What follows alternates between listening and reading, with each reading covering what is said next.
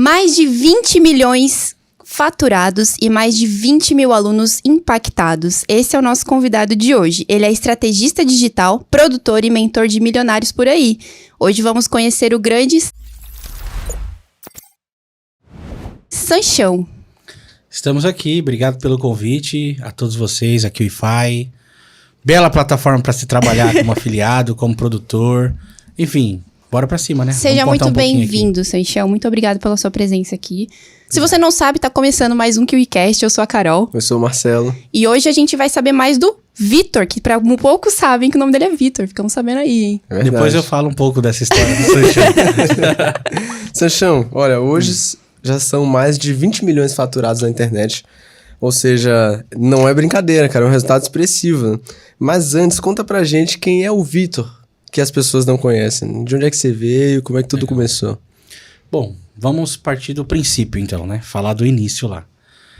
Inclusive você, a gente conversou bastante ontem, hoje. Sim, eu não contei essa história ainda pra vocês também, né? O que é que acontece? Eu sou um cara comum, como qualquer outra pessoa, que provavelmente descobriu o mercado digital como qualquer outra pessoa que tenha descoberto o mercado digital e hoje faturou milhões na internet através do YouTube, né? Eu venho de uma família simples, nunca passei necessidade, nunca passei fome, nem nada disso, mas eu era o tipo de cara que tinha tudo regrado na minha casa. Eu sou de uma família de 3 irmãos, né? Pai, mãe, 3 irmãos homens. E eu não sei, pra quem tá assistindo talvez, ou pra vocês, se vocês têm irmãos que da mesma idade, assim, da mesma faixa etária. Sim. E não sei se vocês já passaram por isso. Eu sou daquele tipo de família que, quando tinha um pacote de bolacha, era tipo 3 bolachas pra cada filho, era fracionado. Sim. Eu nunca passei fome nem necessidade, mas eu tinha tudo racionado dentro de casa. A gente veio de uma família de classe média baixa. Meu pai sempre empreendeu. E eu, desde muito novo, também empreendi junto com ele, né? Eu acho que desde criança eu já fui educado a não gostar de trabalhar para os outros. Sempre ter o próprio negócio. O meu pai, desde que eu me entendo por gente, ele sempre teve o próprio negócio. Hoje ele é corretor de imóveis e acaba que corretor de imóveis é uma forma de empreender, né? Sim. Você não tem carteira assinada, você depende daquilo que você vende. Então hoje ele faz isso daí, foi o último nicho que eu trabalhei também, que eu atuei. Mas lá atrás, voltando um pouco do princípio, contando um pouco dessa minha história breve, eu comecei bem cedo, com 11 ou 12 anos, né? Eu já falei em alguns outros podcasts que eu comecei vendendo verduras na rua com meu pai, quando ele montou uma quitanda para vender fruta, verdura e tal. Só que idade? É um pouco mais antigo ainda, eu tinha 11 anos mais ou menos. Novinho. Só que aí... Exato. Só que vem antes ainda dessa quitanda. Eu lembro... Antes disso, o meu pai começou a trabalhar numa fábrica de coxinhas. Então fazia coxinha, todo mundo aí deve gostar de coxinha, né? Ah, quem não, né, gente? Quem gosta de coxinha, dá o like. Dá o like agora. Não é não? É velho. E aí, assim, ele trabalhava nessa fábrica de coxinha e eu lembro que eu e meu irmão mais velho, Júnior, a gente enchia o isopor de coxinha e saíamos, tipo, 6 da manhã, ali na Avenida Inocêncio Seráfico, em Carapicuíba, onde eu morava, para vender essas coxinhas. E aí a gente saía, tipo, do ponto da fábrica da coxinha até o final da Avenida Inocêncio Seráfico, passando em todos os comércios, lojas, e aí a gente vendia coxinha e tal. E depois desse período de vender coxinha na rua, a gente foi trabalhar nessa quitanda do meu pai, vendendo fruta e verdura. Ele montava uns caixotes assim na rua e colocava em cima dos caixotes coentro, salsinha, alface. E eu ficava sentado na frente de uma loja, que era uma casa de fogos na época, né? Vendia fogos de artifício. E essa loja, ela ficava sempre fechada. Ela só abria em determinados períodos do ano, que é quando o pessoal compra, né? Fogos de artifício, dia de jogo, Copa do Mundo, Ano Novo, Natal e tal. Aí o resto do período do ano ficava fechado e meu pai montava a quitandazinha dele ali. Aí ele ia no Ceasa, comprava as coisas e eu ficava a manhã toda ali vendendo. Dava tipo 11h30 da manhã, eu ia correndo pra casa, era bem pertinho de casa, ali dava uns 2, 3 minutos. Ia correndo pra casa, tomava um banho, me trocava rapidinho e ia pra escola. Almoçava em casa e ia pra escola. Então, desde muito cedo, eu já fui educado a trabalhar, a lidar com o dinheiro. Eu que recebia troco da galera. A galera pagava, eu que dava troco. Então, eu já pegava essa ambiência do dinheiro aí. E entender também que quando você foca e é determinado em um negócio, você pode fazer o seu próprio salário. É óbvio que a gente não ficou rico com isso. A Quitanda quebrou, a fábrica de coxinha quebrou. Vários negócios que a gente fez na época que meu pai fez não deram certo, quebraram. Mas serviu como aprendizado, né? A gente entendeu que para você viver uma vida mediana, não importa se você é CLT hoje, se você ganha um salário mínimo ou se você ganha 10 mil reais por mês. Você consegue ganhar essa mesma coisa quando você se propõe a fazer um negócio para você mesmo. Com certeza. Nem todo mundo, eu costumo falar isso para alunos e mentorados, nem todo mundo que você conhece quer ganhar 1 milhão por mês. Às vezes a pessoa só quer comer uma pizza na sexta-feira. Esses dias, Sancho, eu tava vendo uma postagem da Chris Franklin, que ela fala assim, inicialmente não é sobre ser rico, é sobre pagar as contas sem atraso, comer bem e viver sem apertos. Depois, a pessoa pensa em ficar rica. Então, no início é muito sobre, a pirâmide de Maslow, né? A necessidade básica, sentir bem, aí depois escalar. Só que a gente já entra muito, dinheiro.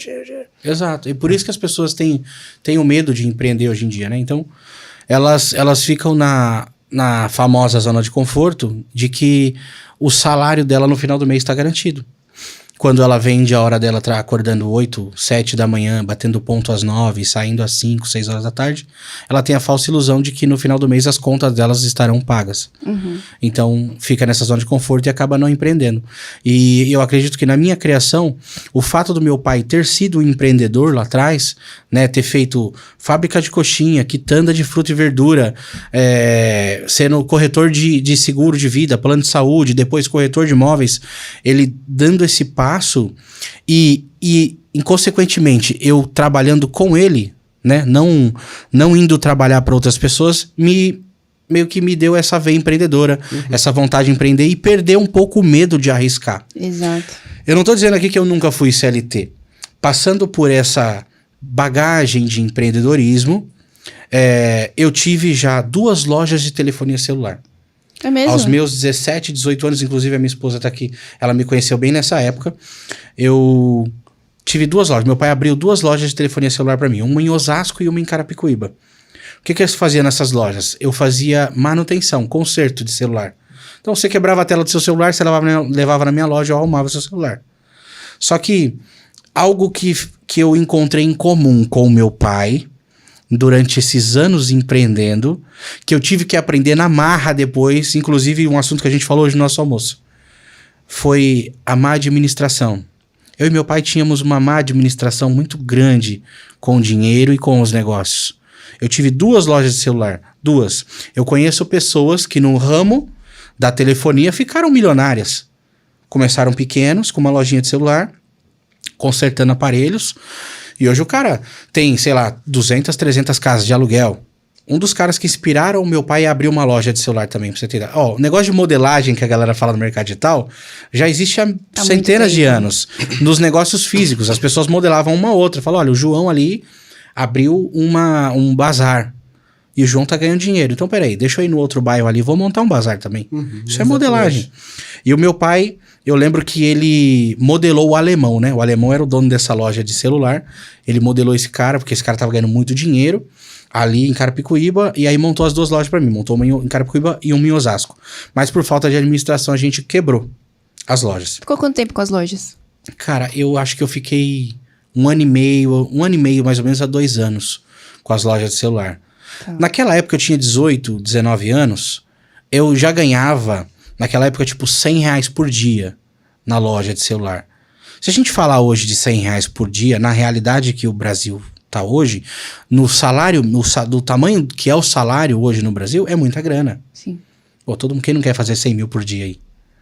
Pelo menos, né? Sim. A gente tá falando de uma média aí de R$3.000 por mês, você sendo o seu chefe. Isso eu tô falando por baixo, tá? Tinha dia que era muito mais que R$100. Então, por má administração, a gente acabou fechando as lojas. E aí eu voltei. Voltei não, né? E aí eu ingressei. Porque eu nunca tinha trabalhado CLT na minha vida. Até os 18. Até os 18 anos eu nunca tive assinatura na carteira de nada. E aí então eu ingressei na carreira de CLT. O que você fez? Começou com o quê? Eu comecei como... acho que meu primeiro emprego foi com telemarketing, se eu não me engano. Eu fui telemarketing, trabalhei numa empresa de saúde, né? De atendimento de plano de saúde e tal. E aí a gente trabalhou, inclusive minha esposa trabalhou lá também. Só que eu acho que minha carreira lá foi muito curta. Eu devo ter trabalhado há uns 45 dias. Você vê, quem nasceu para empreender dificilmente vai ceder às ordens de um patrão. Se você tem a veia empreendedora, se você nasceu para ser seu chefe, você não consegue aceitar outro chefe. Então eu tive essa dificuldade na minha carreira de CLT. Então eu trabalhei uns 45 dias ali e eu lembro que, foi bizarro. Como é que eu fui mandado embora? Eu tava em atendimento, acho que com uma cliente. E você sabe, quem trabalha com telemarketing vai saber o que eu tô falando. Existem, se eu não me engano, 2 vertentes do telemarketing ali, que é o passivo e o ativo, né? É quando você faz vendas, trabalha convertendo clientes, ligando, e quando você recebe, resolvendo pepino. Eu trabalhava recebendo ali as ligações da empresa para resolver pepinos de cobertura de plano, de exames e tal. E eu lembro que eu atendi uma moça, uma senhora. E, cara, ela não conseguiu diferenciar que existia, que eu era um funcionário. Acho que ela achou que eu era o dono da empresa. Olha aí, a autoridade já tava lá na comunicação. Exato. Ela achou que eu era o dono da empresa e começou a me esculachar. Nossa. Entendeu? Começou a me esculachar nessa empresa de merda, não sei o quê, que não funciona. Eu quero fazer um exame, já tem 6 meses que eu tô tentando marcar o exame.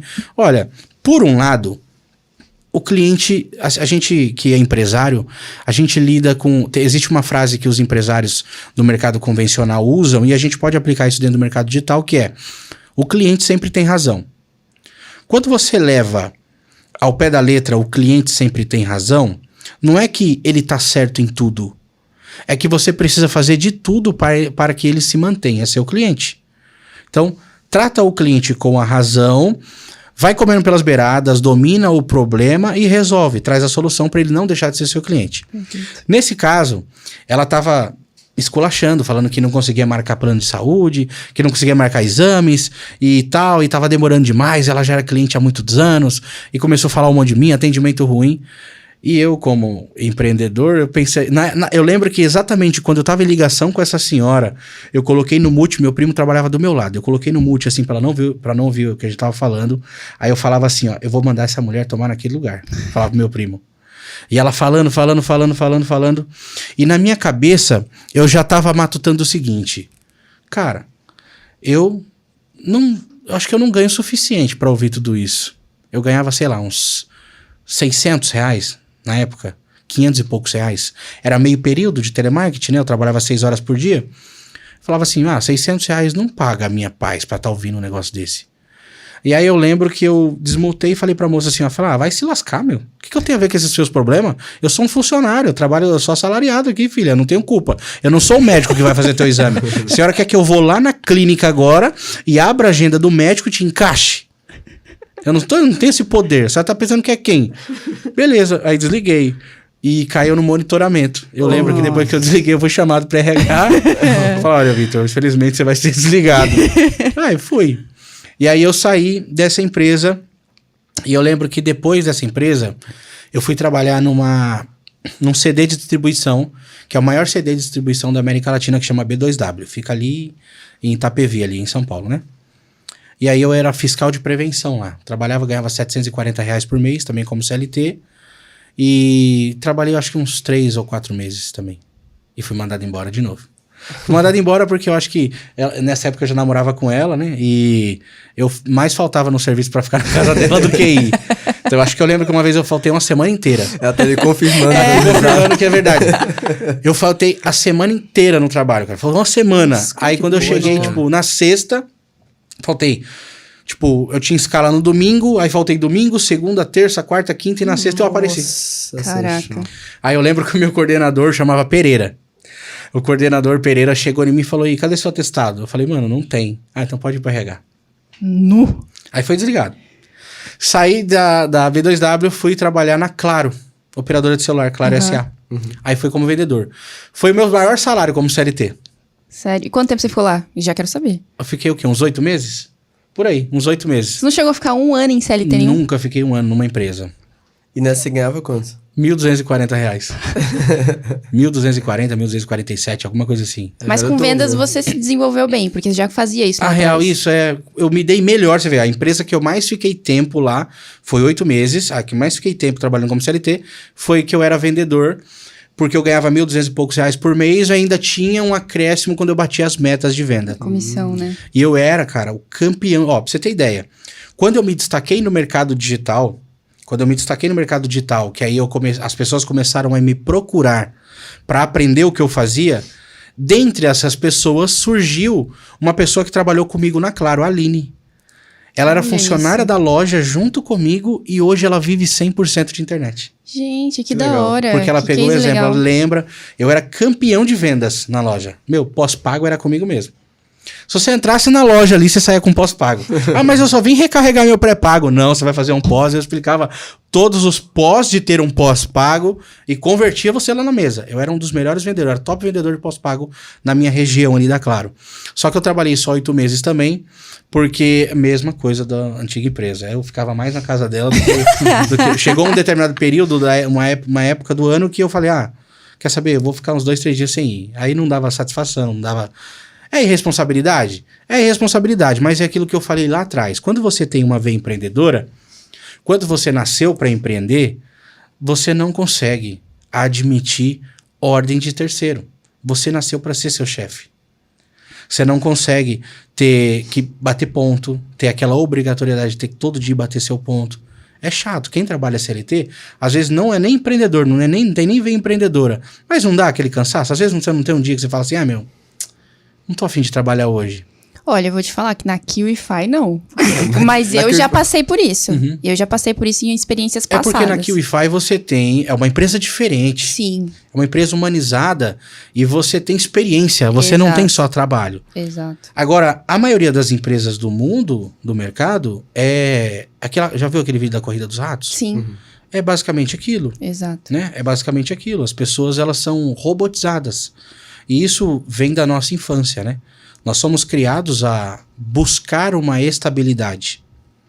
E para você buscar uma estabilidade, o que você tem que fazer na consciência social padrão? Você tem que acordar às 7 da manhã, 6 da manhã, bater o seu ponto às 9, sair da sua empresa às 18, ir para casa, jantar, comer, assistir novela e dormir. É isso. Então, vivendo nesse mundo padrão... Até quem vive nesse mundo padrão, de vez em quando, deve dar uns estalinhos e falar, e agora? Eu não queria ir para o trabalho hoje, o que eu vou fazer? Aí não tem atestado, o cara tem que ir. Então, eu como sempre fui meio destemido e, sempre fui um bom vendedor, eu sempre me dei bem com vendas, acho que é por isso que eu nunca tive medo de ser mandado embora. Porque na minha cabeça eu pensava assim, na pior hipótese, se eu não conseguir outro emprego como vendedor, eu posso abrir um negócio. Nem que eu vá vender coxinha na rua de novo. Mas sem dinheiro eu não fico.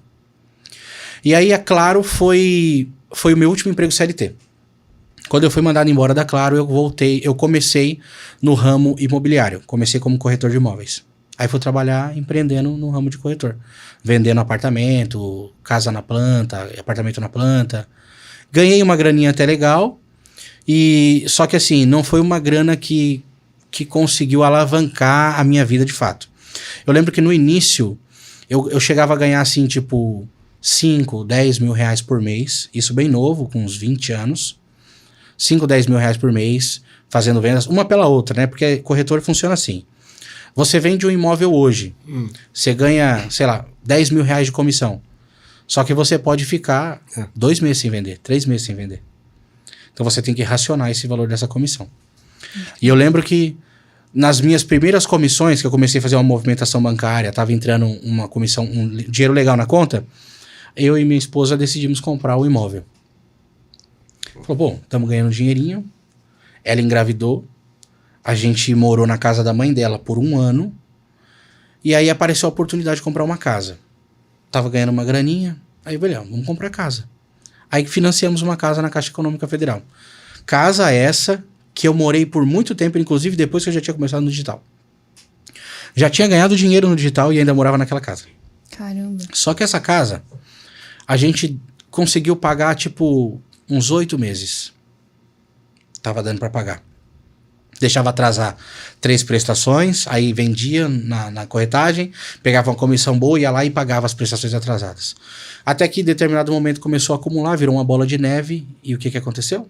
Dívidas. A Caixa Econômica tomou a casa. Nossa. O nosso primeiro imóvel, a Caixa Econômica foi para leilão, né? Porque paramos de pagar, a casa foi para leilão, foi arrematada, certo dia, bateu na porta da minha casa um cara chamado Wellington, com a esposa. Você lembra quando eles pararam o carro lá na frente? E aí ele se apresentou, falou, então, eu sou o novo dono da casa. Comprei a casa no leilão. E a Raíssa grávida? A Raíssa já estava grávida do já tinha tido. Tava grávida da Laura, né? Tava grávida da Laura, eu acho. Ou a Laura era bebezinha. Assim, Cara, mas a gente e já aí? tinha 2 filhas. Cara, graças a Deus o Wellington era um cara muito gente boa. E ele não foi lá pra despejar a gente da casa. Ele foi lá pra conhecer a família que morava, pra trocar ideia, saber o que a gente pretendia, se a gente ia sair do imóvel, se a gente queria alugar o imóvel. E aí trocamos ideia com ele e alugamos. Foi aí que eu morei mais, sei lá, mais uns 3 anos na casa, 2, 3 anos na casa, pagando aluguel pra ele. Entendeu? E você Nossa, pagava que quanto de ótimo. aluguel? Eu pagava nessa época R$900 de aluguel por mês. Era um sobradinho ali em Cotia, no Jardim Isis, 2 andares, 2 dormitórios, né? Tinha um fundinho ali, tinha uma edícula no fundo. Então, ele foi lá, trocou ideia, conheceu a família, viu que não era, tipo, gente zoada, que ia fazer baderna, que ia dar trabalho e dor de cabeça pra ele. E ele manteve a casa alugada pra nós por todo esse tempo, cara. Que legal, cara. Manteve alugada. Eu só saí de lá, acho que pra morar numa casa de R$1 milhão. Eu saí de lá pra morar numa casa de R$1 milhão. Já tava ganhando dinheiro no marketing digital. Top. Então, assim, quando eu conto essa história, é porque é pra mostrar pra galera que, de fato, não tem nada de diferente Sim. de ninguém. Às vezes a gente encontra as pessoas no evento e tal, a pessoa fala, pô, você é real mesmo? Caramba, os caras do mercado digital é isso mesmo? Será que é milhão mesmo que os caras fazem, cara? Mas todo mundo tem um começo. Todo mundo começa igual. Do zero. Todo mundo nasce pelado, sem dente, careca, sem saber andar e tem que aprender. Cara, um comentário que eu queria fazer aqui, ouvindo sua história, é que o seu background também favoreceu muito a sua mentalidade, né? E muitas vezes a pessoa não tem não é introduzida a ver a realidade dessa forma. Tipo, quebrei e levantei. E aí, quando vai pro mercado, vai mais forte, porque, tipo assim, se quebrar, levanta, né? Exato. E aí, às vezes, tem medo até de arriscar por medo de quebrar. Eu falo isso, e isso já foi, inclusive, criticado por algumas pessoas em alguns comentários de vídeos que eu já falei isso. Eu falo assim, que o fundo do poço é o melhor lugar pra você estar. Porque o fundo do poço não tem outra saída a não ser pra cima.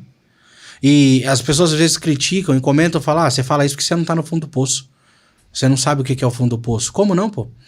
Eu era pai de 2 crianças pequenas, 2 filhas pequenas. Minhas filhas ainda são crianças. A minha filha mais velha tem 9 anos. Mas naquela época a Clara tinha uns 4, né? A Sofia tinha um ano, uns 3 aninhos. Ou não, tem menos ainda, né? A Laura tava na barriga. A Sofia tinha a Clara tinha uns 2 anos e meio. A Sofia tinha 1 ano. E a Laura tava na barriga. Eu ia ter a 3ª filha e tava sendo despejado. Minha casa foi pra leilão. Você quer um fundo do poço maior que esse? Sim. Uma dívida de R$200 mil no banco. Nossa. E assim, o pai é o pilar, né? O pai é o pilar. Na sociedade é assim que funciona. O pai é o pilar, né? É a segurança da família. Ela saiu da empresa depois que ela engravidou e tal. Saiu, tinha que cuidar das crianças em casa. Então, assim, eu sei do que eu tô falando. Eu falo com experiência. Sim. O fundo do poço é o melhor lugar. Porque dali é só pra cima. E foi exatamente nessa época que eu conheci o mercado digital. Como? Como a maioria. Vendo vídeos no YouTube. Vendo vídeos de caras que fazem o que eu faço hoje e ostentando os seus milhões na internet. Por isso que eu falo, ostentar os milhões não é errado. Desde que é genuíno, é algo que você tem, eu acho muito legal essa ideia. Tem gente que acha ruim, né? Que, não, pô, o cara fica só ostentando ali e tal. Não, cara, eu acho isso inspirador. E foi o que me trouxe pro mercado. Eu lembro de ver vídeo de player na internet, morando em Alphaville já naquela época, isso 5 anos atrás. O cara fazendo story, com uma panameira no fundo, uma mansão, e o cara falando do mercado digital e tal. Pra vender curso? Mas dane-se, o cara tava mostrando o background dele ali, eu comprei a ideia e comecei no digital. Sim. Só que eu comecei no digital e fiquei 6 meses sem resultado. Como assim sem resultado? Não vendia nada? Não, vendia. Só que, quando eu falo sem resultado, sem resultado expressivo, sem conseguir tirar dali para manter a minha família, manter a minha casa, viver literalmente somente da internet. E eu saí da corretagem, eu trabalhava no sistema cooperativo. As comissões que eu ganhava eram fracionadas, então eu recebia essas comissões por mês. Então, por exemplo, se eu vendo um imóvel que a comissão era R$2.000, eu ganhava essa comissão em 10 parcelas de 200. Entendeu? Então isso ia acumulando e eu ia tendo essas parcelas acumuladas por um período de tempo. Isso foi um fôlego que eu tive para começar no digital e largar tudo. Tava uma segurança também, né? Porque era uma segurança. Tirava aquele ato sem ganhar Exato. nada, né? Eu saí da corretagem, fui 100% de cabeça pro digital e ainda tava recebendo ali as comissões picadinhas. Tipo, o primeiro mês eu ganhei 3.000, depois foi diminuindo, foi 2.800, 2.500, 2.000, 1.800, 1.000, até acabar. Eu lembro que no 6º mês acabou as comissões. Eu não tinha mais de onde tirar para continuar sobrevivendo. Só que eu sempre tive uma coisa muito clara na minha cabeça, que não existe plano B. O plano B é fazer o plano A dar certo. Às vezes eu sou indagado pelas pessoas no Instagram e me perguntam assim: Sanchão, eu ainda sou CLT, e eu tenho medo de entrar no digital. O que você aconselha? Ou o que você fez?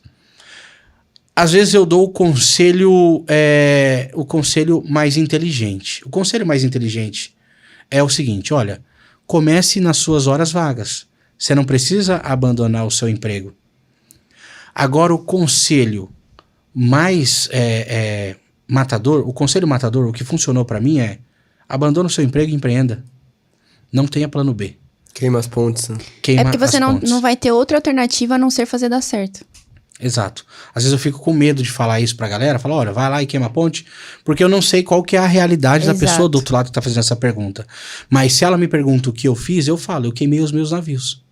Sim. Queimei todos. Atraquei, pus fogo, falei, agora não tem volta, não tem onde tirar. Ou vai, ou vai. Então, é que você teve esse, eu falei, você teve esse background que te fez ter essa mentalidade, né? Uhum. E quando a pessoa não tem essa mentalidade? Ela começa nas horas vagas. Exato. Mas ainda assim continua. Olha, quando a pessoa não tem essa mentalidade e começa nas horas vagas, existe uma coisa que faz com que a pessoa tome decisão. Uma coisa que faz brilhar na mente dela para ela falar assim, nossa, o mercado digital é real. Essa coisa chama-se resultado. Sim. Então, mesmo quem começa nas horas vagas ou quem faz igual eu fiz, queima todas as pontes, quando começa a ter os primeiros resultados, ela enxerga a exponencialidade do mercado digital e a possibilidade que ela tem de ficar rica nesse negócio. Eu falo para todo mundo que me encontra, a gente do digital vive numa bolha. É literalmente uma bolha. Quantas pessoas do seu meio social você conhece que ganham R$1 milhão por mês? Fala uma pessoa. Você que está assistindo aí, fala uma pessoa. Do seu meio social, que não é do marketing digital, que ganha R$1 milhão por mês. Ninguém. Agora, o mercado digital é uma bolha muito pequena. Eu acredito que é 1% da população. E você que está assistindo, você que está aqui, eu que estou aqui, todos nós podemos fazer parte desse 1%. Porque o resultado que essa bolha pode trazer é exponencial. Lembra que essa bolha vende para o Brasil inteiro, vende para as pessoas fora da bolha. Uhum. Então é isso que faz com que o resultado seja tão expressivo. Então aquela pessoa que se dedica 2 horas por dia no negócio, quando ela enxerga o resultado nessas 2 horas por dia, quando cai a primeira notificação da QIFI de comissão, ela consegue enxergar que, pô, eu não nasci preso ao CLT. Eu posso me dedicar mais tempo. Olha, se com 2 horas por dia eu conseguir fazer R$100, e se eu me dedicar 8 horas por dia? É que o brasileiro, igual eu falei, desde criança, não só o brasileiro, acho que todo mundo, né? Desde criança foi condicionado a buscar a tal da estabilidade. Sim. Aí na sua mente você tem esse bloqueio de que você precisa ter um salário para sobreviver. Você já pensou se todo mundo que dedica 8 horas por dia para uma empresa, dedicasse 8 horas por dia para o próprio negócio, como essas pessoas estariam hoje? É. Ah, Sacha, mas você tá falando algo que não dá, porque imagina se todo mundo fosse empresário. Aí todo mundo ia comprar de todo mundo. Olha aí, ó, plantando a dúvida. Então, o mercado digital ele é exponencial. Você só precisa se dedicar, né? Sim. Quando a pessoa vê o resultado, o fruto do resultado, ela se dedica mais. E assim, você começou no digital com PLR? Não. Eu comecei, isso vai ser bom. A gente vai entrar num tema que é legal a pessoa pegar papel e caneta. Olha. Que eu falei isso, ó. Eu comecei com encapsulado. Eu lembro assim, ó, foi dessa forma. Eu trabalhava no mercado imobiliário. Eu tinha um sócio lá que era o Rafa. E aí esse meu sócio, ele criou o seu primeiro produto encapsulado. Ele conheceu o mercado digital primeiro que eu. E ele sabendo que eu era um bom vendedor e de fácil aprendizado, me convidou para ser sócio nesse negócio. Ele me chamou, já vamos entrar nessa área, ele me chamou Vitão, porque a galera falou, né? Ninguém sabe o Vitão, Sanchão é porque o sobrenome da minha esposa é Sanches, e a gente tinha um Instagram junto no começo, né? O Instagram era Sanches X Barbosa, Barbosa é meu sobrenome. E aí, por ter o Sanches na frente, quando eu comecei a me destacar no mercado digital, todo mundo só chamava de Sanches. Aí ficou o Sanchão. Legal. Então, Mas assim, na verdade é Vitão. Na verdade é Vitão. Então, eu lembro quando o Rafa me chamou pra ir almoçar num shopping, falou, Vitão, queria conversar com você, vamos almoçar. E ele era meu sócio na corretagem, né? Uhum. A gente vendia imóveis juntos. E aí ele falou assim, olha, eu descobri um negócio novo aí, chama marketing digital. Falei, é mesmo? O que faz isso aí? Aí ele falou, cara, é um negócio de vendas online. E ele tinha umas economias, na época era 25 mil reais. Ele tinha umas economias lá e foi meter o louco e mandou fabricar os potes de encapsulado. Falou, cara, eu já até mandei fazer os encapsulados e a empresa que fez as cápsulas para nós, ela dá um curso de tráfego pago, onde você vai aprender a fazer anúncio na internet e a gente vai vender esses encapsulados pro mundo inteiro, pro Brasil inteiro e vamos ficar milionário. Falei, legal, então vamos para cima. Aí ele me deu lá uns 2, 3 cursos que ele tinha comprado de tráfego pago. Eu fiz os cursos de tráfego pago e começamos no mercado digital. Foi exatamente esses primeiros 6 meses que eu não tive resultado. Olha isso. Mas teve coragem, né? Você foi de cara. Não, então, eu tirei Abraçou. muito aprendizado desses 6 meses, né? A gente ainda vivia das comissões fracionadas da cooperativa, só que no 6º mês acabaram as comissões. E o Rafa voltou pra corretagem. Uhum. E eu, peraí, os caras estão ganhando dinheiro. Tem gente milionária com esse negócio. Não é possível. Eu não vou desistir. Eu vou continuar. Então o que a gente fez? A gente vendeu o estoque todinho de encapsulado, mas não conseguimos lucrar com isso. Ele voltou para a corretagem e eu continuei. O que me deu a base para entender que continuar a partir do sexto mês poderia me deixar milionário dali a um tempo? Ou poderia mudar a minha vida? Qual foi a virada de chave? Foi quando eu entendi que toda a bagagem que eu passei de 6 meses de frustração, eu não perdi nada. O investimento que a gente fez, eu não perdi. Eu simplesmente aprendi formas de como não fazer. Perfeito. Eu enxerguei toda perda como aprendizado. Então, eu consegui entender métricas, por exemplo, de Facebook, de tráfego, que não funcionavam. E aí, eu conheci o mercado de infoproduto, que foi o mercado de PLR. E usando essas métricas que não deram certo, todos esses dados que eu angariei durante todo aquele tempo, eu comecei a aplicar no infoproduto e aprendi a fazer as leituras das métricas. Como assim? Quem sabe de tráfego pago vai saber do que eu estou falando aqui. A maioria da galera acha que tráfego pago é só colocar dinheiro no Facebook e que do outro lado sai mais dinheiro. Bom, eu vou colocar R$1.000 aqui que do outro lado vai sair 2.000. Não é assim que funciona.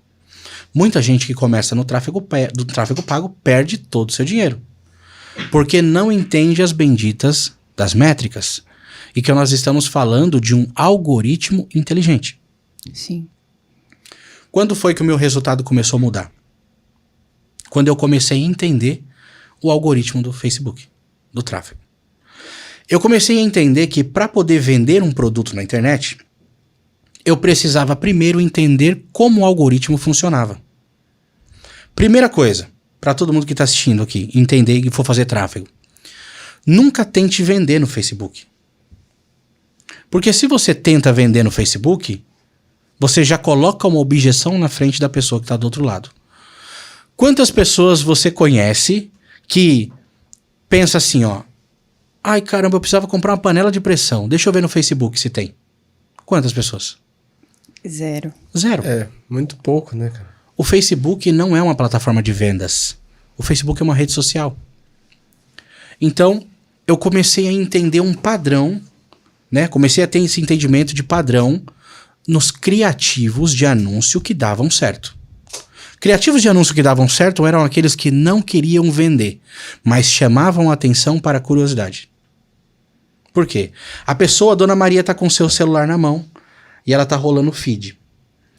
Ela vê um anúncio de um produto, emagreça comprando um encapsulado de R$197.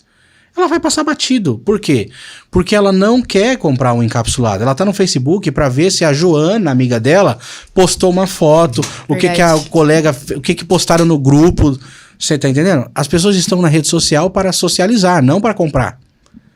Agora, se a Dona Maria tá rolando o Facebook dela e no feed de notícias ela vê uma imagem de uma fruta estranha, incomum, com um dizer assim: pessoas secaram absurdamente depois de consumir essa fruta, ela vai clicar.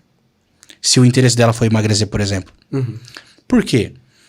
Porque não existe uma proposta de compra nesse criativo, mas uma chamada de curiosidade. Que fruta que secou rápido essas pessoas? Deixa eu ver que pessoas são essas. E aí então ela sai do Facebook para uma página onde ali vai conter a sua carta de vendas ou seu vídeo de vendas, que é onde faz o papel da venda. Uhum.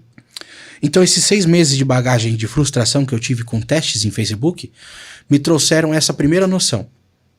Qual? A noção de montar um criativo que chamasse a atenção das pessoas e levassem ela para o ponto B. O ponto B é a página de vendas. É ali que eu tenho que carregar de oferta, fazer oferta, pitch, que eu tenho que carregar de gatilhos mentais para convencimento de compra. Agora, o ponto A, que é o anúncio, eu não tenho que tentar vender. A não ser que a gente esteja falando aqui de remarketing, né? A pessoa já viu o seu anúncio, já viu o seu produto, já conhece, aí você pode fazer um remarketing. Você pode tentar vender para ela. Pode ganhar ela com escassez, você pode ganhar ela com promoção, com desconto. É oferta de venda. Uhum. Mas o primeiro impacto do produto, não. O primeiro impacto eu entendi o jogo. É curiosidade para tirar a pessoa do ponto A e levar para o ponto B. O segundo ponto que eu entendi, que começou a mudar o meu jogo ali no tráfego pago, tráfego pago é o que vai deixar qualquer pessoa que começar no digital rica. Por quê? Qualquer pessoa. Porque às vezes você tem R$30 para gastar. Se você for um expert em tráfego pago, você faz os 30 virar 60. E você faz os 60 virar 120. Sim. Os 120 virar 240. 480. E assim, subsequentemente. Então, tráfego pago é o que tem o poder de exponencializar seu resultado. E aí eu entendi o algoritmo. Comecei a entender o algoritmo. Primeiro eu entendi o mecanismo do criativo. Eu sabia que eu não podia vender. E depois eu comecei a entender o algoritmo, as métricas. Os primeiros 6 meses eu tentava vender para todo mundo. Eu não fazia leitura de público. Eu ia lá, subia uma campanha e não entendia. Eu não conseguia entender ali. Pô, vou deixar na mão do Pixel aqui, deixa o Pixel buscar. Vamos tentar vender. Então eu gastava 100 e voltava 30, 40, 50 reais. Aí eu ficava sempre no prejuízo. No máximo, no break-even. Empatando o que eu gastava. Mas não conseguia entender, não conseguia tirar o ROI. Uhum. Por quê? Porque eu, como um iniciante, sem leitura de dados, pensava que eu colocaria 1.000 e voltaria 2.000, como os caras ficam pregando na internet. Os caras ficam falando, olha, tráfego pago, PLR, fique milionário com isso. Dá pra ficar rico? Dá. Só que você precisa entender a receita do bolo. Você não precisa comprar todas as ideias, mas você precisa pôr a mão na massa para fazer o bolo. Você não pôr a mão na massa, você não vai entender o jogo do negócio. Então, eu, na minha ingenuidade, comprei a ideia do tráfego pago no início como todo mundo compra. Pô, vou pôr 500, vai voltar 1.000. Mas não é assim que funciona. Você precisa fazer a leitura do algoritmo. Você precisa entender como funciona o jogo. Aí, beleza, entendi o primeiro passo. Criativo. Não posso vender, chama atenção. Segundo passo, dados. O que são dados? Se você não sabe, por exemplo, qual que é o criativo que mais vende, por que, por exemplo, quando você for subir um tráfego de conversão, você vai utilizar uma métrica de pixel em compra? Por que você vai direto tentar vender? Verdade. Você ainda não tem dado. Fato. Todo mundo que vai subir uma campanha no Facebook hoje, você vai ver grandes players falando, olha, coloca pixel de compra sempre. Porque o algoritmo é inteligente, o pixel vai buscar compradores. Tá, faz sentido o pixel buscar comprador. Mas se você não tem uma métrica de validação, se você não tem um criativo que deu bom, que você sabe que vai funcionar, que vai levar o cliente do ponto A para o ponto B, e contrapartida, você não está tentando vender no criativo, mas sim chamar atenção, o que vai adiantar você usar compra agora? Muito pelo contrário. A gente sabe que Facebook, tráfego, é leilão. Né? Todo mundo sabe que tráfego é leilão. Uhum. Sim. E a métrica de leilão mais cara, o dado de leilão mais caro, é o de compra. Por quê? Porque tá todo mundo tentando vender. Tá todo mundo tentando vender. Então você vai pegar uma métrica mais cara. Então, quando eu falo que eu entendi o algoritmo, eu entendi como ele funciona para você testar, validar, escalar e aí sim começar a lucrar. Isso dentro desses 6 meses que você não teve resultado. Isso, a partir do 7º, 8º mês eu já comecei a entender como funcionava a ferramenta. E executar diferente. Executar diferente. Exatamente. Quando você compra, por exemplo, quando você compra um curso de alguém, você compra isso. Sim. Você compra os erros do mentor. Ó, o mentor Sanchão, por exemplo, passou por tudo isso. Os 6 meses de erros fez com que no 7º, 8º, 9º mês ele conseguisse entender como funciona a ferramenta para otimizar os gastos. Então vamos lá. Compra de dados. O que é compra de dados? Eu entendi que se eu quero vender alguma coisa na internet, eu preciso ter um anúncio validado.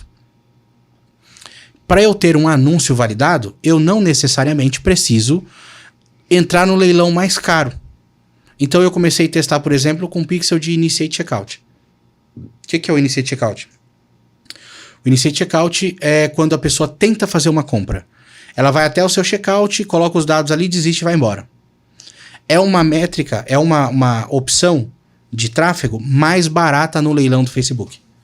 Então o que eu fiz? Eu entendi que eu precisava testar o meu criativo antes. Mas como eu não quero vender, eu só quero testar, eu vou colocar aqui o pixel de Initiate Checkout e vou testar isso por 7 dias.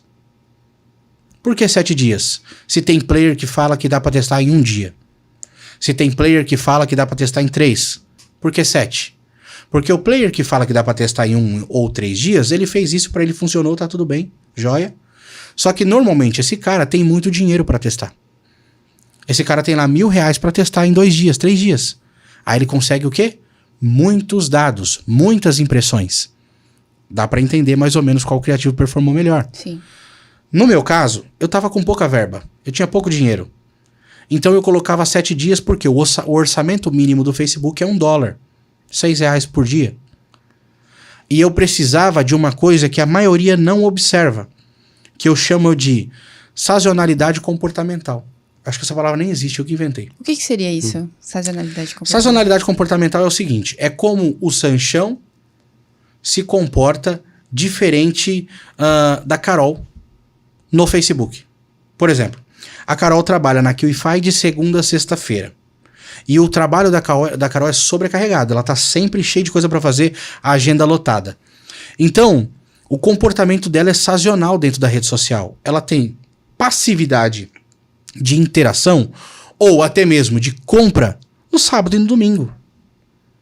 É o dia que ela tá livre para mexer nas redes sociais e que ela pode tomar uma ação de compra. Então, vamos lá. A Carol é meu público-alvo no tráfego pago. Se eu subo uma campanha na segunda e paro na quarta, perdi a Carol. É vendo? Explicou claramente. Então, o comportamento sazonal do indivíduo é diferente. É individual. Então, por que 7 dias de teste no criativo? Porque durante os 7 dias eu pego todas as fatias necessárias para entender quem é meu público-alvo. E para, de fato, ter uma métrica consistente. Para falar, olha, o criativo A ou o criativo 01 foi o que performou melhor. Deu venda, ou um custo por finalização de compra menor, um CTR de link maior. Então eu fiz esse teste por 7 dias. Legal. Entendi ali dentro do tráfego o meu criativo vencedor. Agora eu precisava entender, para poder de fato clarificar que o tráfego pago mudaria meu jogo, quem era o meu público comprador. Para quem que eu tenho que vender esse produto? Então, uma vez que eu tenho um criativo validado, agora a próxima fase, buscar um público qualificado para comprar. Então eu testava, por exemplo, uma campanha, 5 conjuntos de anúncios, 5 criativos diferentes, tudo em nível de conjunto, orçamento, né? ABO. Nível de conjunto para que cada conjunto tenha um gasto igualitário, gaste por igual, para eu ter a métrica igual. E dali tirar o melhor criativo. Então passava esse criativo que melhor performou para um teste de público. E ali dentro do Facebook eu ia começar a buscar públicos diferentes. Público aberto, público segmentado, público por idade, gênero. Começava a diferenciar vários públicos ali para ver o que ia vender. Uma dúvida, Sanchão. Você teve acesso a 3 cursos no início, não foi? Uhum. Esse tipo de sacada, de teste, você tirou desses cursos ou de observação ou alguma mentoria? Uma coisa que vai fazer você mudar o seu jogo no digital. Autodidatismo. Muitos cursos não vão falar para você o que faz ou o que fez, não porque o mentor não quer contar, mas porque às vezes o mentor não faz mais ou porque o mentor ainda não sabe. Facebook Ads é uma ferramenta muito boa para quem quer começar no digital, muito fácil de você lidar quando você pega o fio da meada e muito fácil de multiplicar o seu dinheiro quando você sabe o que você está fazendo. Só que ela é uma ferramenta sazonal. Ela muda o tempo todo. Muda o tempo todo. Você faz um curso de Facebook Ads hoje, volta daqui 6 meses. Tá totalmente diferente. Totalmente diferente, mudou tudo. Então assim, eu não peguei essas estratégias em curso que eu fiz. Eu peguei na prática. Eu comecei a entender. Lembra que eu falei os 6 meses de bagagem? Sim. Cara, eu comecei a observar as contas, uma sacadinha. Todas as contas que você toma bloqueio, não exclui a conta. Mantenha a conta lá. São métricas. São dados. Você vai precisar ler isso depois. Então essas contas que a gente tinha bloqueado na época, tinha conta que caiu, todo aquele dinheiro que a gente gastou, começou a me trazer esse padrão. Porra, por que eu perdi? Por que eu perdi não, né? Por que eu aprendi tudo isso aqui? Porque eu tinha aqueles dados durante aqueles 6 meses. Pô, eu não testei criativo, meu. Por isso, ó que merda que foi essa campanha. Ó, eu não testei o público, ó que bosta, por isso que não deu ROI. Então, saí de um criativo validado, comecei a buscar público de interesse aberto, comecei a testar novos públicos. Aí que vem a brincadeira de gente grande. É quando você tem um criativo e um público validado. É aí que a galera se perde. A galera que começa no digital, igual eu falei, acha que é pôr R$1.000 aqui que vai sair 2.000 aqui. Não. Para entrar 1.000 aqui e sair 2.000 aqui, você tem que passar por um processo. E o nome desse processo é teste e validação. A terceira fase é a bonanza. É a escala. Sim. É onde você começa a colher os seus frutos. Por isso que teste, você só gasta. Você está comprando dados. E através desses dados você vai entender o que performa melhor. E aí você vai começar a colher os seus frutos. Então eu testava criativo por 7 dias e público de 3 a 7 dias também. Por que público de 3 a 7 dias? Mas, Sanchão, você não falou do comportamento sazonal? Por que você não faz então público toda vez 7 dias? Porque assim, ó, o comportamento sazonal ele influencia muito. Mas principalmente na fase de criativo. Porque você acabou de montar uma foto ou um vídeo, né, um criativo de anúncio, que você não sabe se vai performar. Você pode ter achado o seu criativo maravilhoso. Você joga ele no Facebook e ninguém interage. Você pode ter achado o seu criativo horrível. Você joga ele no Facebook, explode de comentário, curtida, CTR e vai lá em cima. Então assim, o comportamento sazonal ele é mais importante na fase de criativo. Na fase de público, você já validou um criativo. Então você já sabe que ele chama atenção. Então não necessita de tanto tempo de teste. Então eu costumava testar de 3, no máximo 7 dias o público. Quando eu entendia qual que era o público que iria comprar o meu produto, aí então eu passava para a fase de escala. Que foi quando, após os 6 meses, eu comecei a colher resultado. Comecei a colocar dinheiro e voltar dinheiro. Qual foi o seu primeiro resultado? Depois Olha, que você começou a ter resultado. Eu falei, o primeiro resultado já veio antes dos 6 meses. Tipo, o segundo ou terceiro dia de campanha, no meu começo de marketing digital, eu já tive resultado. Já fazia vendas. Só que eu não conseguia lucrar, não conseguia viver da internet. Show. Eu comecei a lucrar com a internet mesmo lá pro 7º, 8º mês. Que aí foi tipo R$10.000 no mês de lucro. Depois foi 15, 20 mil. 30 mil, 50 mil, 100 mil reais por mês. Então, assim, foi exponencializando conforme eu ia reinvestindo. Só que essa é uma outra sacada importante. Lembre-se, você é empreendedor que está começando. Tudo que você ganhar não é o seu salário. Se você não reinveste os seus ganhos, você não aumenta os seus ganhos. Isso é legal dizer também, porque as pessoas começam no digital pensando em ter uma renda extra. E se você tem uma renda extra, então logo se entende-se que o que você ganha você pode gastar. É verdade. Né? Então Exato. você não pensa em outra reinvestir. mentalidade. Exatamente. Exato. Você vai ficar com renda extra para sempre. Eu falo, a minha entrada no mercado digital nunca foi renda extra. Sempre foi renda principal. Eu queria viver do mercado. Então eu entrei de cabeça, não tinha plano B, fui pra cabeça, fui pra cima e construí o que eu tenho hoje. Então assim, eu recebi uma pergunta esses dias, até comentei com vocês. A pessoa colocou na minha caixinha de pergunta assim, Sanchão, dá pra fazer R$500 mil até dezembro? Dá. Se você tiver 250 mil pra investir, consegue. Sim.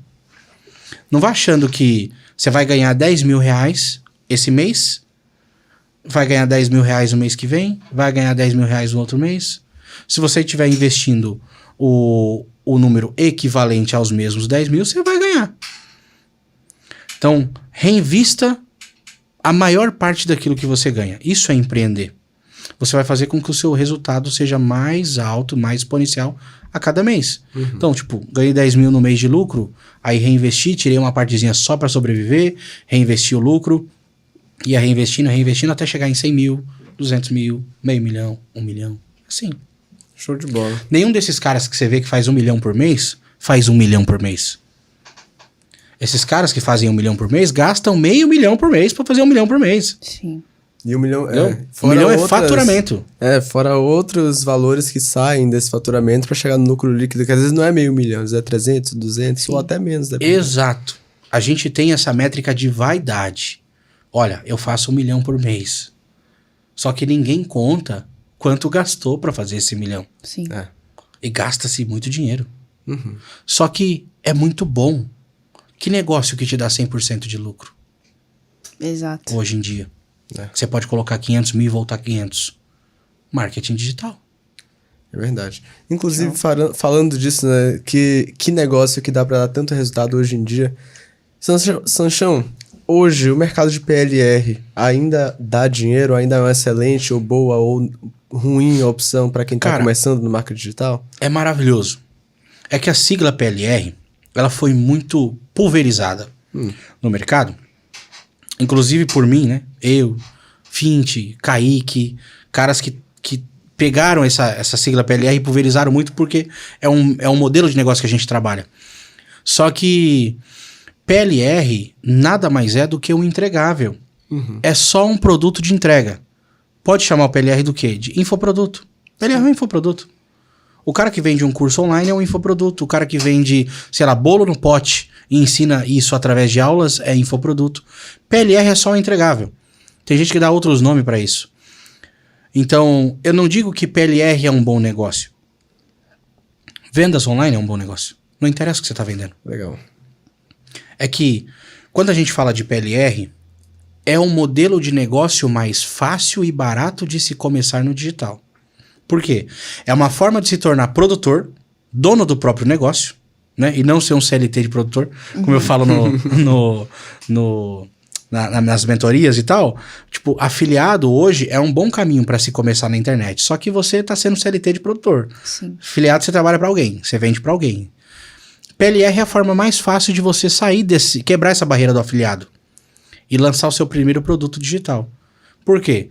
Porque você pode comprar um produto já praticamente validado fora do Brasil, por exemplo, ou que já foi vendido lá, e traduzir e vender como sendo seu. Você compra o direito de revenda dele.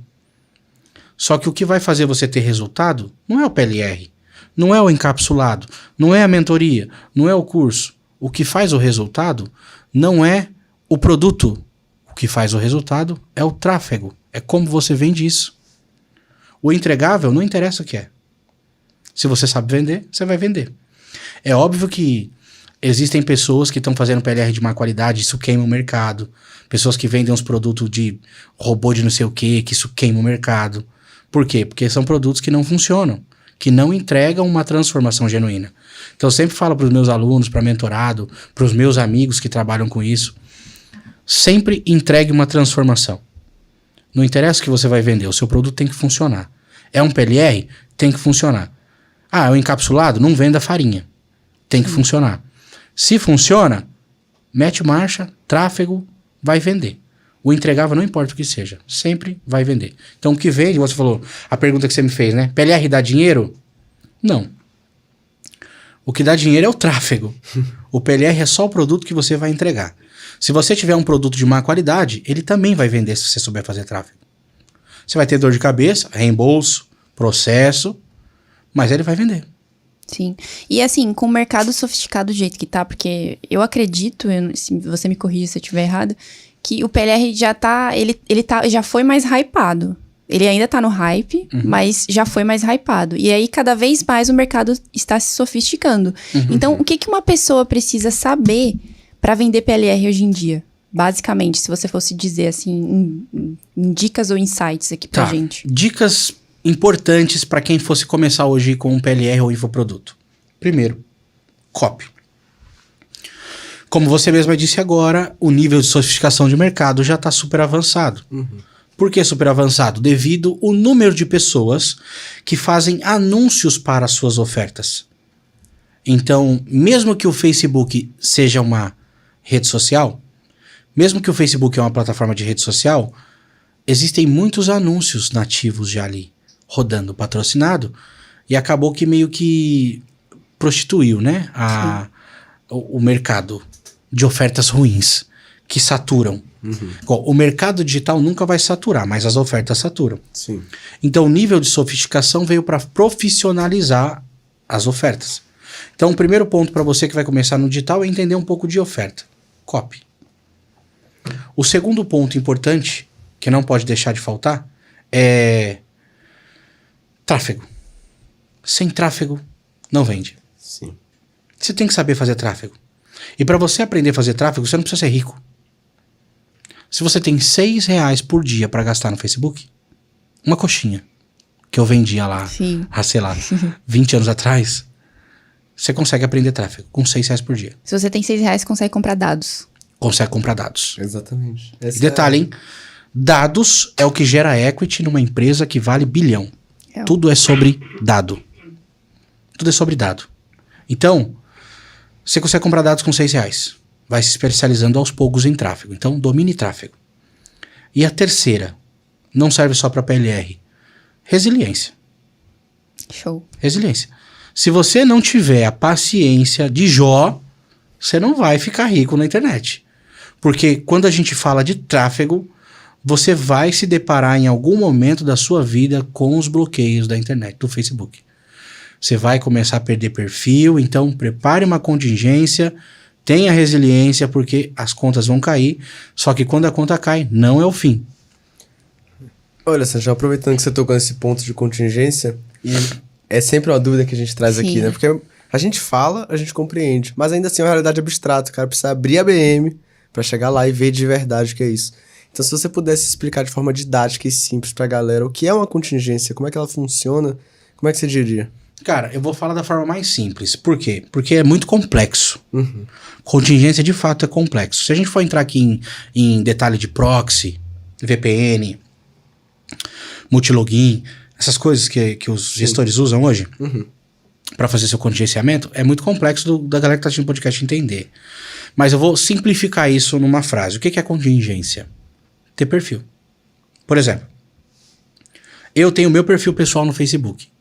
Fiz um anúncio, bloqueou a conta. Eu perco o meu perfil pessoal? Não. O meu Facebook rede social não tem nada a ver com a minha conta de anúncios. Show. Tá? Rede social é uma coisa, conta de anúncio é outra. Bloqueei minha conta de anúncio. Beleza, perdi minha conta de anúncio. Estou proibido de anunciar. Então, o que seria a contingência? Eu ir lá na minha mãe e falar assim: mãe, me presta a senha do seu Facebook? Eu vou lá e crio a conta de anúncio dela e utilizo. Então, contingência é ter contas de anúncio à sua disposição. Como que o Sanchão começou no tráfego pago? Comprando o perfil de Facebook? Não. O Sanchão utilizou toda a contingência familiar que ele podia. Então eu utilizei as contas do meu pai, da minha mãe, dos meus irmãos, cachorro, papagaio, periquito, tudo. Enquanto eu pudesse usar a contingência da família, eu usava. Esse negócio de você ter que, proxy, multilogin, IP, sobe no 4G e etc., é uma parada mais complexa de se explicar. É mais avançado de entender. Uhum. Mas basicamente, pra galera que quer entender sobre contingência, não tem segredo. Contingência é ter outros perfis à sua disposição para que quando sua conta cair, você não pare sua operação.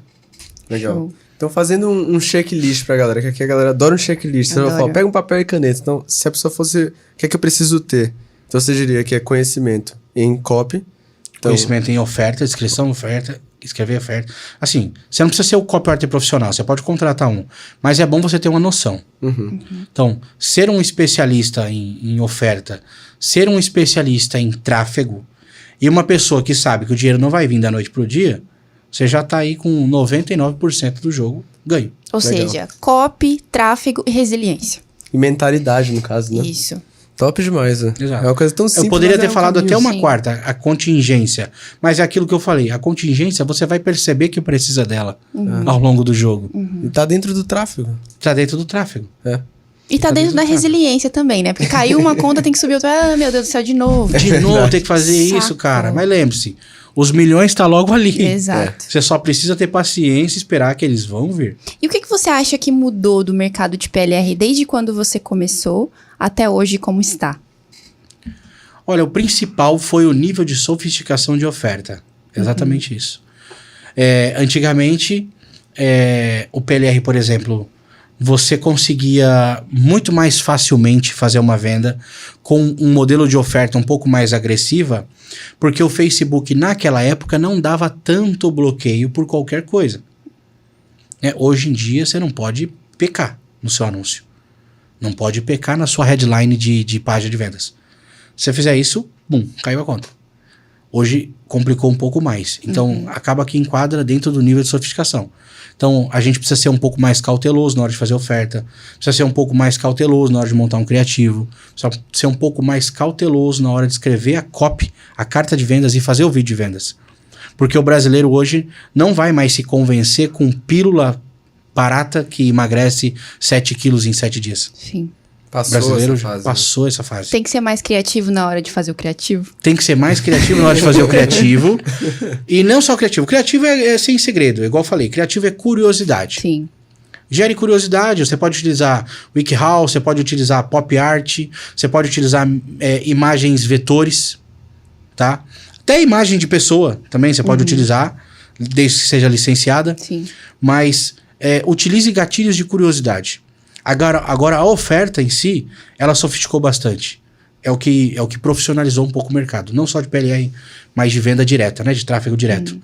Sofisticou porque você não vai convencer a Dona Maria mais a comprar o seu produto falando que ela vai perder 7 quilos em 30 dias. Porque ela já sabe. Porque ela vai na farmácia e ela tem lá um encapsulado que promete a mesma coisa, só que é palpável. Sim. Ela pode pegar aquilo, olhar na mão e levar para casa. Pode crer. Você precisa ser um pouco mais criativo e inteligente a convencer ela a comprar o seu e não aquele que tá lá na farmácia.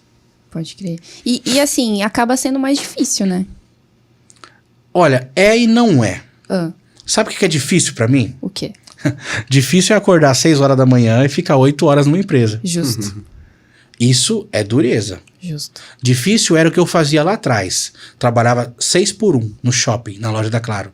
Domingo, dia de churrasco em família e eu saindo de casa. 11 horas da manhã para ir pro shopping. Isso era difícil. Então, você ficar na frente do computador, estudando, desenvolvendo uma oferta disruptiva, não é difícil. Aí, gente. É verdade. Olha, Sanchão, a gente sabe que hoje você também faz coprodução. Sim. Não só vende, né, o que a gente chama aqui de PLR. Então, quando é que você percebeu que você poderia ou deveria iniciar com coprodução? Bom, eu iniciei no mercado de coprodução depois de ser o meu primeiro case de sucesso. Olha isso. Eu fui o meu primeiro case de sucesso de lançamento, né? Você eu me lancei. E por que eu me lancei? Eu falei essa frase para vocês ontem. coisas que as pessoas não se atentam no mercado. O quê? Você deveria começar a aprender com os olhos e não com os ouvidos. Inclusive, a gente ia pedir pra você comentar mais sobre essa frase. Sim. Aprenda com os olhos e não com os ouvidos. O que que é isso? Quando eu comecei a ter resultados expressivos na internet, eu comecei a ser procurado por muita gente no meu direct do Instagram pra dar mentoria. E assim, tá tudo bem. Você não precisa ser o mais inteligente. Você só precisa ser mais inteligente que alguém. Alguém no mundo é menos inteligente que você. Você sabe fazer 5 mil por mês? Bom, então tem gente querendo aprender a fazer 5 mil. Você sabe fazer 500 reais por mês de renda extra? Tem alguém querendo aprender 500 reais. Não é sobre fazer milhões. É sobre pedir uma pizza na sexta-feira. Só. Então, quando eu comecei a mostrar os meus resultados, outras pessoas começaram a me procurar para poder aprender o que eu fazia. Então, o Instagram virou uma segunda fonte de renda. Eu já fazia o meu tráfego, já vendia os meus produtos e comecei então a monetizar a minha imagem e o meu conhecimento daquilo que eu fazia. E eu lembro que eu consegui fazer uns 200 mil com isso. Nossa. Na primeira mentoria? Na segunda turma. Somando a primeira e a segunda turma. Eu fiz mais até, né? No espaço de a quanto primeira, tempo? No espaço de uns 6 meses. Um ano. Não, um ano não. Foram o quê? 3 meses de uma para outra? De uns 3 a 4 meses de uma mentoria para outra. Eu fiz 50% de conversão na primeira. 50% das pessoas que estavam assistindo a live compraram essa mentoria. Uau. Então, somando as duas, eu acho que eu fiz uns 200 e poucos mil, uns 230, 240 mil reais. Quanto tempo você já estava no mercado digital quando você começou com Um ano produção? e meio. Um ano e meio, Legal. mais ou menos. Como as possibilidades acontecem rapidamente, né? Rapidamente. Pra quem tá disposto a pegar a oportunidade. Exato. Nós tá nós vamos chegar na parte do aprender com os olhos. Por quê? Ó, um ano e meio mais ou menos. As pessoas me procuravam nas minhas caixinhas de pergunta, no meu direct do Instagram, e eu indicava pessoas que tinham cursos daquilo que eu fazia e não vendia. Por quê? Porque eu era aquele cara que tinha um preconceito que a maioria das pessoas tem. Qual? O vendedor de curso. Eu não queria ser taxado como vendedor de curso. Tá, mas vamos lá. O que é ser inteligente em mostrar o seu resultado e não ganhar nada com isso? Que orgulho tem nisso? Qual o orgulho de você falar, olha, eu fiquei milionário sem vender nenhum curso? E aí? Caguei pra você. Chato. A pessoa que vendeu um curso, se o que ela ensina funciona, tá certo. Ela foi mais inteligente que eu. Então eu era o cara que indicava pessoas que tinham cursos e não vendia nada. Aí eu fiz o quê? Comecei a aprender com os olhos. Peraí. Eu não vou nem citar nomes aqui, mas você que tá assistindo, vocês aqui agora, mentaliza agora um grande player que você conhece. Pensa em alguém. Mentalizei. Bom, mentalizou um nome, um grande player? Esse cara que você conhece, ele vende curso e mentoria? Yeah. Aprenda com os olhos. Se o cara vende curso, mentoria, por que você não tá vendendo? Boom. Ah, mas o cara vende curso de PLR, porque ele faz milhões com PLR. E ele falou que eu vou ficar rico com PLR. Tá bom, PLR funciona, eu também vendo. Só que você já parou pra pensar que, talvez, não sei o que eu tô falando, talvez. Talvez esse cara ganha mais dinheiro vendendo, ensinar você a fazer PLR do que propriamente fazendo PLR? Então, assim, o jogo é sobre ensinar. Olha, eu acho que essa informação merece um like. Não, essa informação merece um like. Merece um like. Essa Nossa, frase Deixa merece 2 um like. likes aí, um comentário likes. agora. Isso é pra desbloquear tudo, nossa. O jogo é sobre Comenta aqui ensinar. o que você desbloqueou com essa frase aí agora. Fantástico. E detalhe, não é só sobre ensinar marketing digital. Perceba. Tudo que você ensina dá dinheiro. Ó, eu vou ensinar a emagrecer. Produto de emagrecimento. Eu vou ensinar a dormir melhor. Produto para insônia. Eu vou ensinar a ganhar dinheiro. Marketing digital. Tudo é sobre ensinar. Se você ensina, você ganha. E precisa ser quebrado esse paradigma. As pessoas às vezes têm medo de ensinar. Têm medo de pôr a cara, de mostrar o rosto.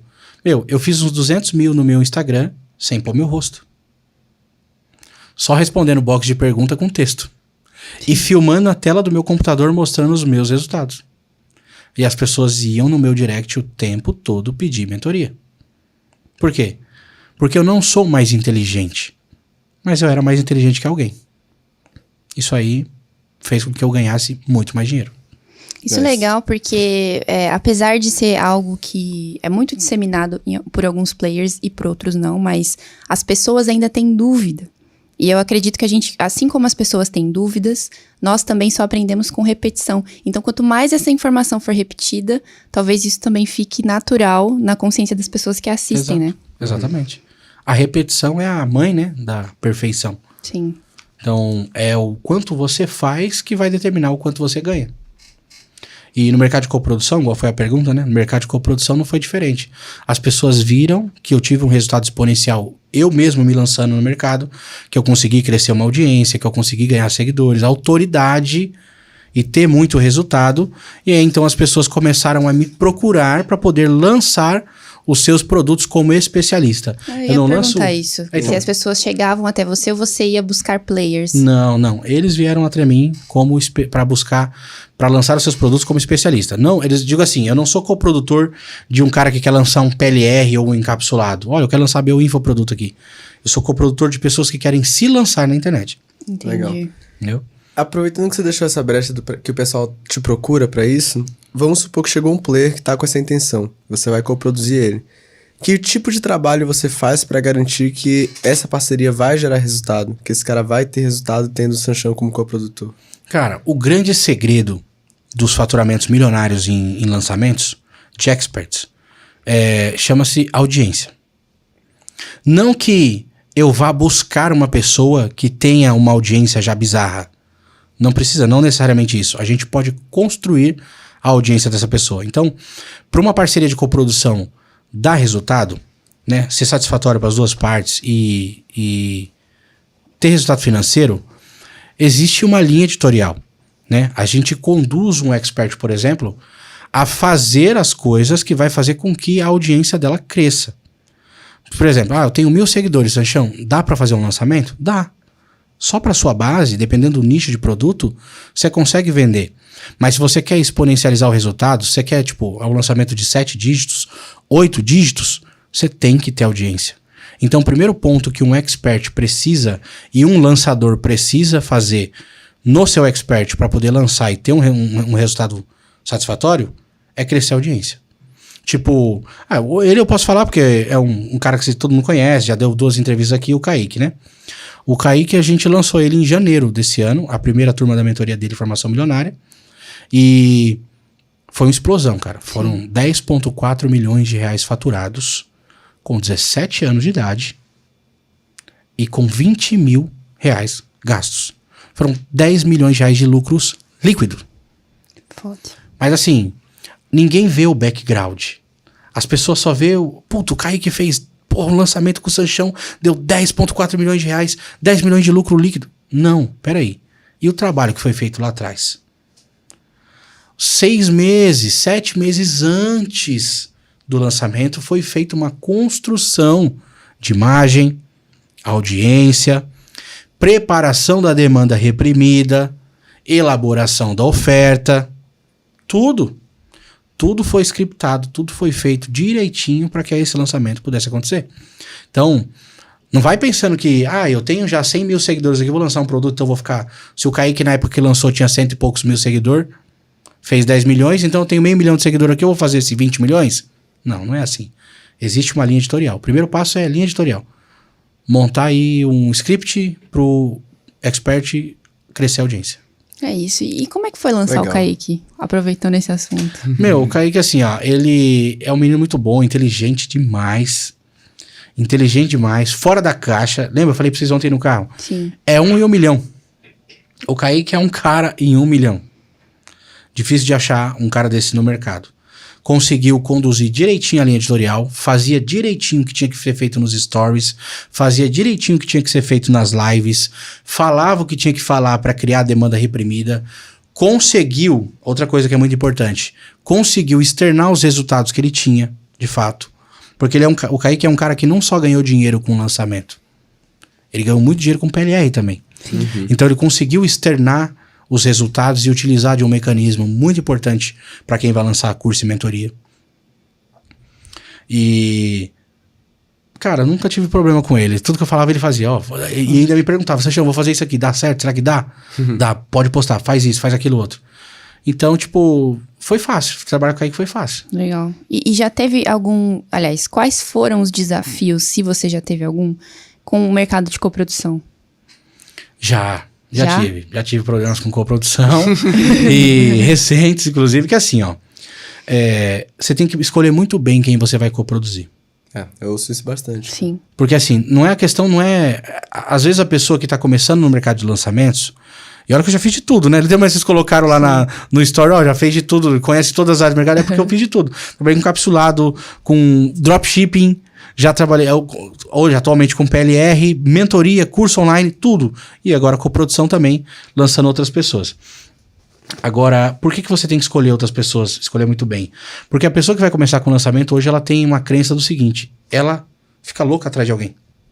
O cara que é lançador fica igual você falou, você que foi atrás do expert ou eles vieram atrás de você? No meu caso foi o contrário, eles vieram atrás de mim porque eu já externei os meus resultados. Olha a importância de você mostrar resultado. Muda tudo, né? Sim. Você não precisa ter 1 milhão de resultado. Micro resultado já fala por si só. Às vezes alguém te segue e você ganha R$100 por dia. Já é um resultado. E as pessoas que te seguem querem ganhar R$100 por dia. Então eu externava meus resultados e os experts vieram atrás de mim. E qual que é a importância de você escolher? Porque você tem que saber com quem você vai fazer negócio. Olha, eu lá atrás, no início, quando eu comecei nesse mercado de coprodução, eu não fazia contrato formal, né? Nunca fiz contrato formal assim, olha, tipo... Porque eu também nunca coproduzi qualquer pessoa, né? As pessoas que me procuravam normalmente eram pessoas que eu já seguia, já acompanhava e tal. Você meio que pela cara, você julgava e falava assim, tem uma boa índole e não vai me dar chapéu. Então eu não fazia contrato. Então, algumas pessoas que eu coproduzi, lancei os seus produtos pra internet. Quando começou a ganhar dinheiro de fato mesmo, começou a colocar o pirão no bolso, cresceu o olho. Cresceu o olho e falou assim, nossa, João, agora eu não preciso mais de você. E aí, rola isso. Por quê? Porque coprodução, quando eu fazia, no início, quando eu comecei, era no fio do bigode. Ó, eu sou seu coprodutor, vai lá na plataforma, cadastra. X% pra mim, X% pra você, nós somos coprodutor do produto. Legal? Beleza, tudo certo. Lança, explosão, ganha dinheiro, perpétuo, vendendo todo dia. Coprodução. Só que algumas pessoas, algumas não, duas, né? Só tive problema com 2 pessoas. Cresceram o olho e falaram, tá ganhando demais, tá fazendo um pouco. Só que a pessoa não entende que o trabalho do lançador, de um estrategista, não é ficar vendendo. É fazer com que você venda mais. Você é o expert. De fato. Interessante, né, Carol? Sim. Os bastidores. Depois a gente vai tentar extrair do Sanchão quem são esses nomes. É lógico, né? Foca! Ô, Sanchão, cara, o que você acredita que fez o seu jogo virar no marketing digital? O que é que você entendeu cedo, que você não demorou tanto tempo pra ter resultado, que fez o seu jogo multiplicar? Cara, foi exatamente o que eu contei no primeiro ponto ali, que foi o tráfego. Fez multiplicar o dinheiro, né? Você via que você investia, voltava. Quando eu comecei a entender o algoritmo, quando eu comecei a entender os testes do Facebook, quando eu comecei a entender de fato como funcionava o jogo. E o tráfego foi o principal. E depois, quando eu comecei a lucrar mais, né, um lucro mais limpo, ou seja, com baixo investimento, só usando a minha audiência, por exemplo, quando eu comecei a monetizar e comecei a ensinar a galera o que eu faço. Essas 2 sacadas. Então assim, comece a ensinar. Se você sabe algo, comece a externar isso pro mundo. Comece a mostrar o que você sabe fazer. Comece a postar o seu resultado. Outras pessoas precisam aprender com você, tá? E isso vai te trazer um resultado, um lucro mais limpo. Mas assim, especialidade em tráfego é a chave mãe, né? E hoje quantas pessoas tem na equipe que você trabalha? 6 pessoas. 6 a 7 pessoas, mais ou menos. É uma equipe enxuta, né? Bem enxuta. Uma operação de infoproduto não precisa de 50 pessoas na operação. Isso é outra métrica de vaidade. O cara que montou uma empresa, ela tem 50 funcionários trabalhando. Se é infoproduto, é info. Então não precisa. Como é? Agora, Perdão. Siga. Agora você vai falar de um produto físico, por exemplo. Você tem toda uma logística. Você tem que armazenar o produto. Aí você tem frete. Aí você tem embalagem. Aí outros 500. Agora, para um mercado de infoproduto, onde o seu produto é entregue via e-mail ou em área de membros, não tem a necessidade de uma equipe tão grande. A não ser que você esteja, sei lá, verticalizando. Vertical assim, horizontal assim, né? Você está já horizontalizando a sua operação. Aí é legal você ter, por exemplo, eu tenho 50 gestores de tráfego. É legal. Tráfego horizontal ali, vários gestores para subir campanha, muita conta de anúncio, aí tudo bem ter um monte de gestor. Mas remoto, no caso, não precisa nem ser físico. Na minha empresa, meu escritório físico de 6 a 7 pessoas. A gente fala assim, é uma operação enxuta, mas é uma operação enxuta baseada no tamanho do player, né? Porque Sim. o Sanchão fatura muito e tem uma operação enxuta. Tem gente que Exato. fatura talvez igual, mas tem 20, 30 pessoas na equipe. Se a gente for falar do mercado convencional em comparação, é isso que acontece. Às vezes o cara tem 5, 6 funcionários na empresa para fazer 100 mil por mês. É verdade. Agora, como é que tá estruturada a sua empresa? Você falou, tá, 5, 6, 7 pessoas, mas quantos são gestores, suporte? Como é que tá estruturada essa galera lá dentro? Cara, a gente tem 2 gestores que prestam serviço para nós, tá? 2 gestores de tráfego. Aí um é um canivete suíço, que é o que faz tudo, que é o Gela.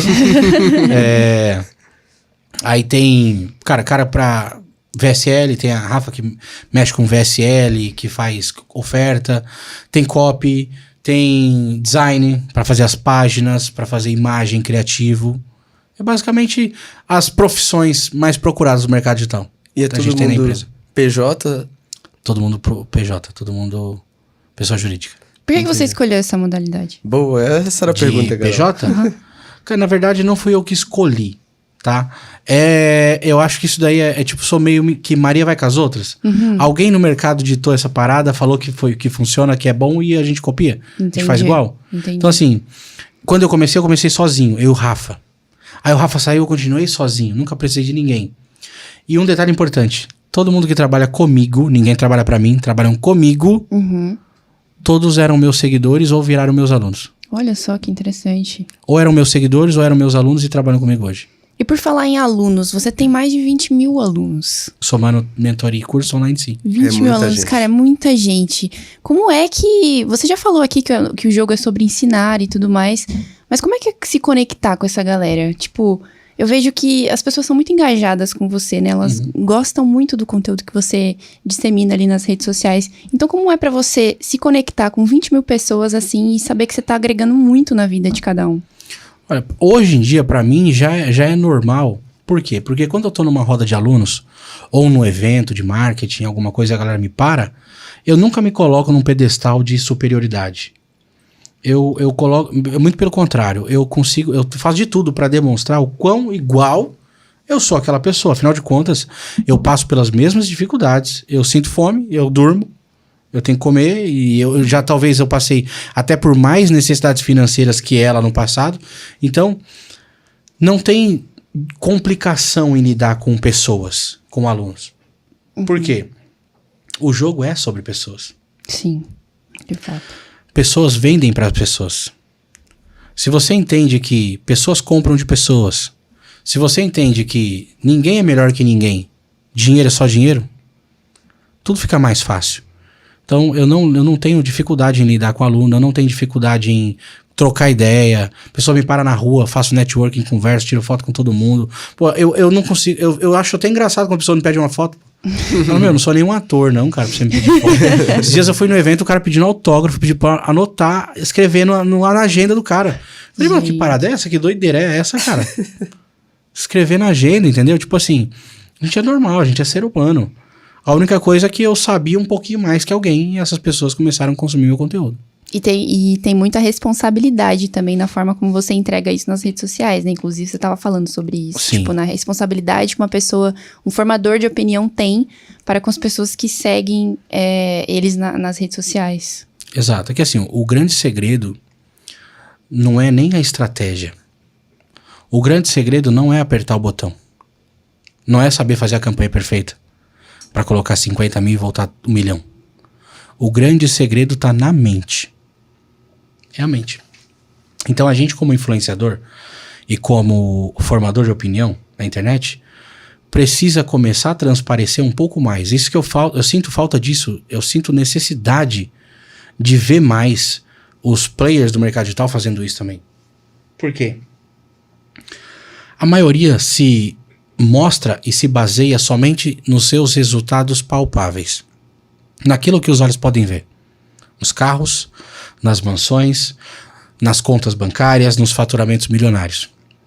Mas, pô, eu também faço isso.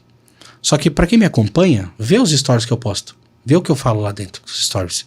As respostas que eu dou nas caixinhas de perguntas e nas respostas que eu dou nos direct. Quem me acompanha vê. Eu não sou só uma foto de uma Porsche no feed. Eu explico pra todo mundo que existiu um processo pra chegar ali. Então, eu sinto a necessidade e eu sinto falta de ver os players falando sobre esse assunto. Porque quem entra pelo dinheiro, sai por ele também. Sim. Não que vai ganhar mais em outro lugar, muito pelo contrário. Às vezes o seu aluno compra uma proposta milionária, se frustra, não tem resultado, e por não ter o resultado e perder todo o dinheiro que tinha, ele também sai. E ali você acaba que tem internamente, inconscientemente, uma responsabilidade sobre aquela vida. Então eu sempre deixei isso muito claro. Antes do dinheiro vem a mente. Você precisa ser rico primeiro na cabeça. E depois o seu bolso vai encher. Enquanto a sua mente não for rica, não adianta você começar nada. Se na sua mente for escasso, se sua mente for bloqueada, se sua mente for travada para a prosperidade, não adianta. Não adianta você querer ficar rico no marketing digital. A sua mente tem que ser rica primeiro. Então eu acho importante externar isso, falar nas redes sociais. Antes de eu ser rico no bolso, eu já era rico há muito tempo na minha cabeça. Ela lembra disso. A gente falou isso no almoço, né? Sim, sim. Eu assistia, sei lá, 6, 7 anos atrás, eu ficava a noite inteira assistindo vídeos de reprogramação mental. Por quê? Porque eu sei que todo ser humano vivo é condicionado com crenças limitantes. Desde a sua pequenez, desde ser criança. Verdade. E isso, para quem sabe que dinheiro é energia, bloqueia o seu resultado de prosperidade na vida. Então, desde que eu entendo sobre esse assunto, eu reprogramo minha mente. Eu aplico lei da atração. Eu entendo sobre abundância. Eu entendo sobre prosperidade. Sei que prosperidade não tem nada a ver com dinheiro. Eu entendo que dinheiro é energia. Então isso foram coisas que foram acelerando o meu processo de ver R$1 milhão na conta, por exemplo. Que players aí que eu vejo que às vezes não fala. E tá certo, assim, às vezes o player tem que falar o que quer mesmo. Sim. A gente que tem que ter maturidade suficiente de entender que dinheiro não cai do céu. Show de bola. Show de bola. Aulas. Temos caixinhas de perguntas antes de encerrar esse episódio. Então, pra responder? Agora, a Carol já tá ali, tipo, melo, né? Tipo, sim. vai ter tanto valor. Sim. Muito Pode top. mandar. Exatamente. Vamos lá. Cadê? Ai. Pergunta do Patrick Araújos. Qual a melhor forma de escalar campanha? Vertical ou horizontal? Tamo junto, Sanchudo. Vamos lá, Sanchudo. Ó, eu vou falar um pouco sobre escala. A gente não chega. Até expliquei um pouco sobre teste de, né? Sim. Criativo e público, mas não falei sobre escala. Vamos lá. Como é que a gente escala na operação?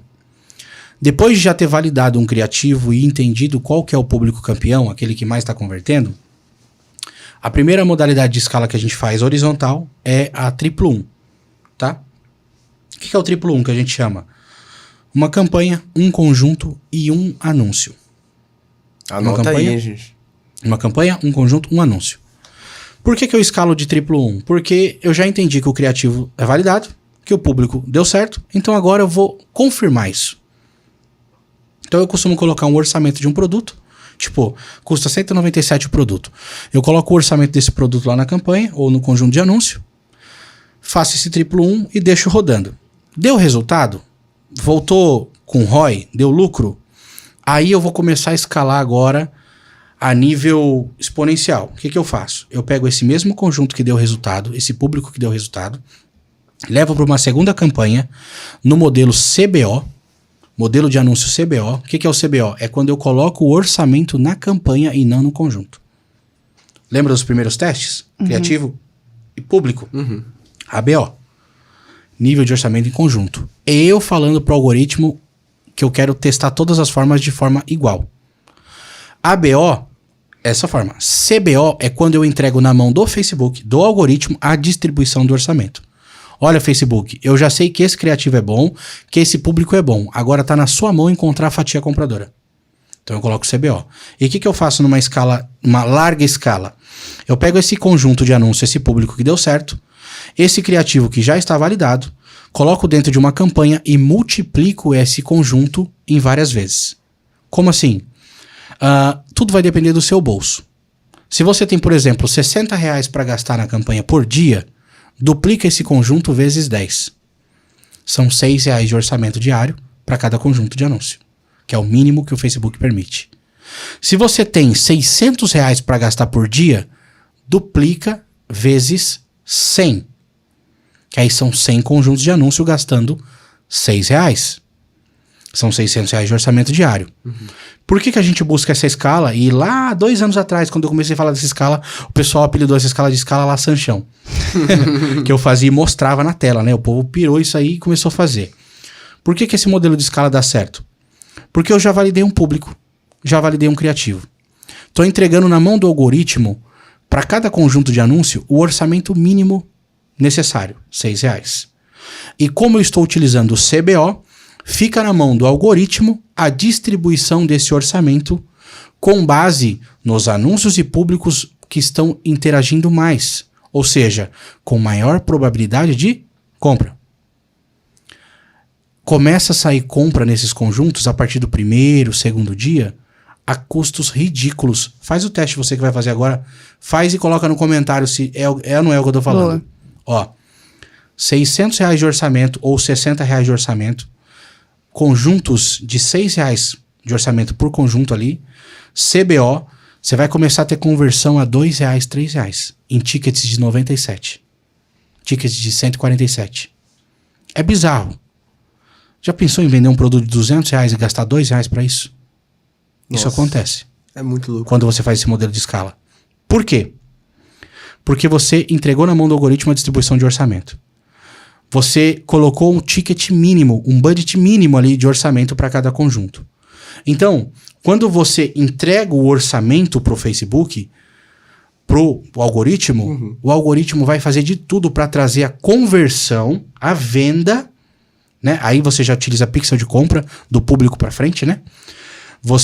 Ele vai fazer de tudo para trazer a venda e a conversão dentro daquele orçamento que você deu. Ele fala assim, pô, a Carol só tem R$6 para gastar, vou tentar fazer uma venda para ela. Legal. E aí, o que eu faço nessa escala? É óbvio que não são todos os conjuntos que vendem, porque é CBO. Alguns conjuntos não vão nem gastar dinheiro. Então, a partir do 2º dia escalando, eu começo a estopar, pausar os conjuntos que não venderam. Deixando ativo, então, somente aqueles conjuntos que começaram a performar e trazer resultados com gasto ridículo por venda. Aí, vai otimizando, gastando cada vez mais, e aí como que você escala isso? Duplicando novas campanhas e testando novos criativos. Aulas, né, gente? Depois Pergunta aqui dessa do Patrick, eu espero que você tenha Tá anotado, né? respondido. Se o Patrick não anotou, esquece, Patrick. A sua chance era essa. Patrick, faz o seguinte, não anota não, faz o seguinte, ó. Assiste esse podcast em 2 telas. Boa! Enquanto você assiste em um, você executa no outro. Esse é o problema da grande maioria das pessoas que Exato. compram um curso e não tem resultado. Sabe o que a pessoa faz? Ela vai lá, assiste a aula do mentor. Pô, legal. Amanhã eu vou fazer. E dorme. É, exatamente. Consome, Assiste, fica obeso mental. E não faz nada. Não faz nada. Então, executa em 2 telas. Quando eu compro um curso, que até hoje eu compro. Quando eu compro um curso, uma mentoria, alguma coisa que eu quero aprender algo novo, 2 telas ali, ó. O celular tá aqui na aula e o MacBook tá aberto aqui, ó. Opa, deixa eu ver o que esse cara fez. Aí eu pauso o que esse cara fez aqui e eu vou executar ao mesmo tempo. Sim, Assim que funciona. é isso. Show de bola. Merece um like, inclusive. hein? Merece. Mais um. Mais Mais um. um. Olha, pergunta do eu.jean07. Sanchão, como produzir uma boa oferta de upsell? Como produzir uma boa oferta de upsell? Para quem não sabe, upsell é uma oferta consecutiva à primeira compra. Existe uma regra, não é uma regra, mas uma lei, melhor, né? Uma lei que é o seguinte: uma vez que você compra um produto, você mesmo tomou a decisão de comprar um produto, você tá com serotonina no cérebro, né? Você tá feliz, alegre, com aquela compra. Então, se eu te fizer uma nova oferta, uma oferta subsequente após aquela compra, você está mais passivo a aceitar, porque você está feliz com aquela compra ali. Então, o que é o upsell? O upsell é quando eu faço uma nova oferta após a primeira compra. Então, a pergunta é, o que fazer de forma mais congruente? Seria tipo, um tipo de upsell mais funcional? Talvez. Uma opção que desse resultado. Que desse resultado? Cara, ofereça produtos que resolvam dores que o produto primário possa causar. Legal. Vamos explicar? Vamos lá. Eu vendo um produto de emagrecimento, certo? Eu vou vender produto para emagrecimento. Tá bom. Existe algum problema que pode ser causado após a pessoa emagrecer? Existe. Por exemplo, ela emagreceu bastante. Flacidez. Ficou flácida. Então, o produto que resolva a flacidez é um produto que pode resolver uma dor que o produto principal gerou. Ou estria, celulite, barriga trincada. Só, beleza, emagreci, mas agora quer ficar com a barriga tanquinho. Pode ser uma planilha de treino. Então, assim, upsell precisam ser produtos complementares aos primeiros. Não adianta você, eu vendo um produto aqui de emagrecimento, vou colocar um produto de day trade, de upsell. Não tem nada a ver uma coisa com a outra. Por mais que day trade vai se enquadrar em renda extra, todo mundo quer ganhar dinheiro, mas não faz sentido você mudar o padrão de oferta, o script daquela sequência de funil. Então, se você quer um produto que venda no upsell, o upsell, o produto tem que gerar uma dor. Nem todo produto precisa ser o produto perfeito. Isso é um problema, viu, gente? Criar o produto perfeito é um problema. E eu te falo por quê. Fiz o lançamento dos Barões, por exemplo, há uns 2 meses atrás, o seu primo participou. Eu não tinha... Até o último dia a gente não tinha upsell. Por quê? Porque é um produto completo, cara. Não deixou nenhuma dor pra trás. Entendeu? Resolvia todos os problemas. Aí a maior dificuldade do mundo é conseguir colocar um upsell. Então, assim, o seu produto não precisa ser perfeito. Muito pelo contrário.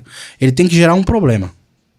Ele resolve o problema master, mas ele tem que gerar um probleminha ali para que você consiga criar o seu funil subsequente.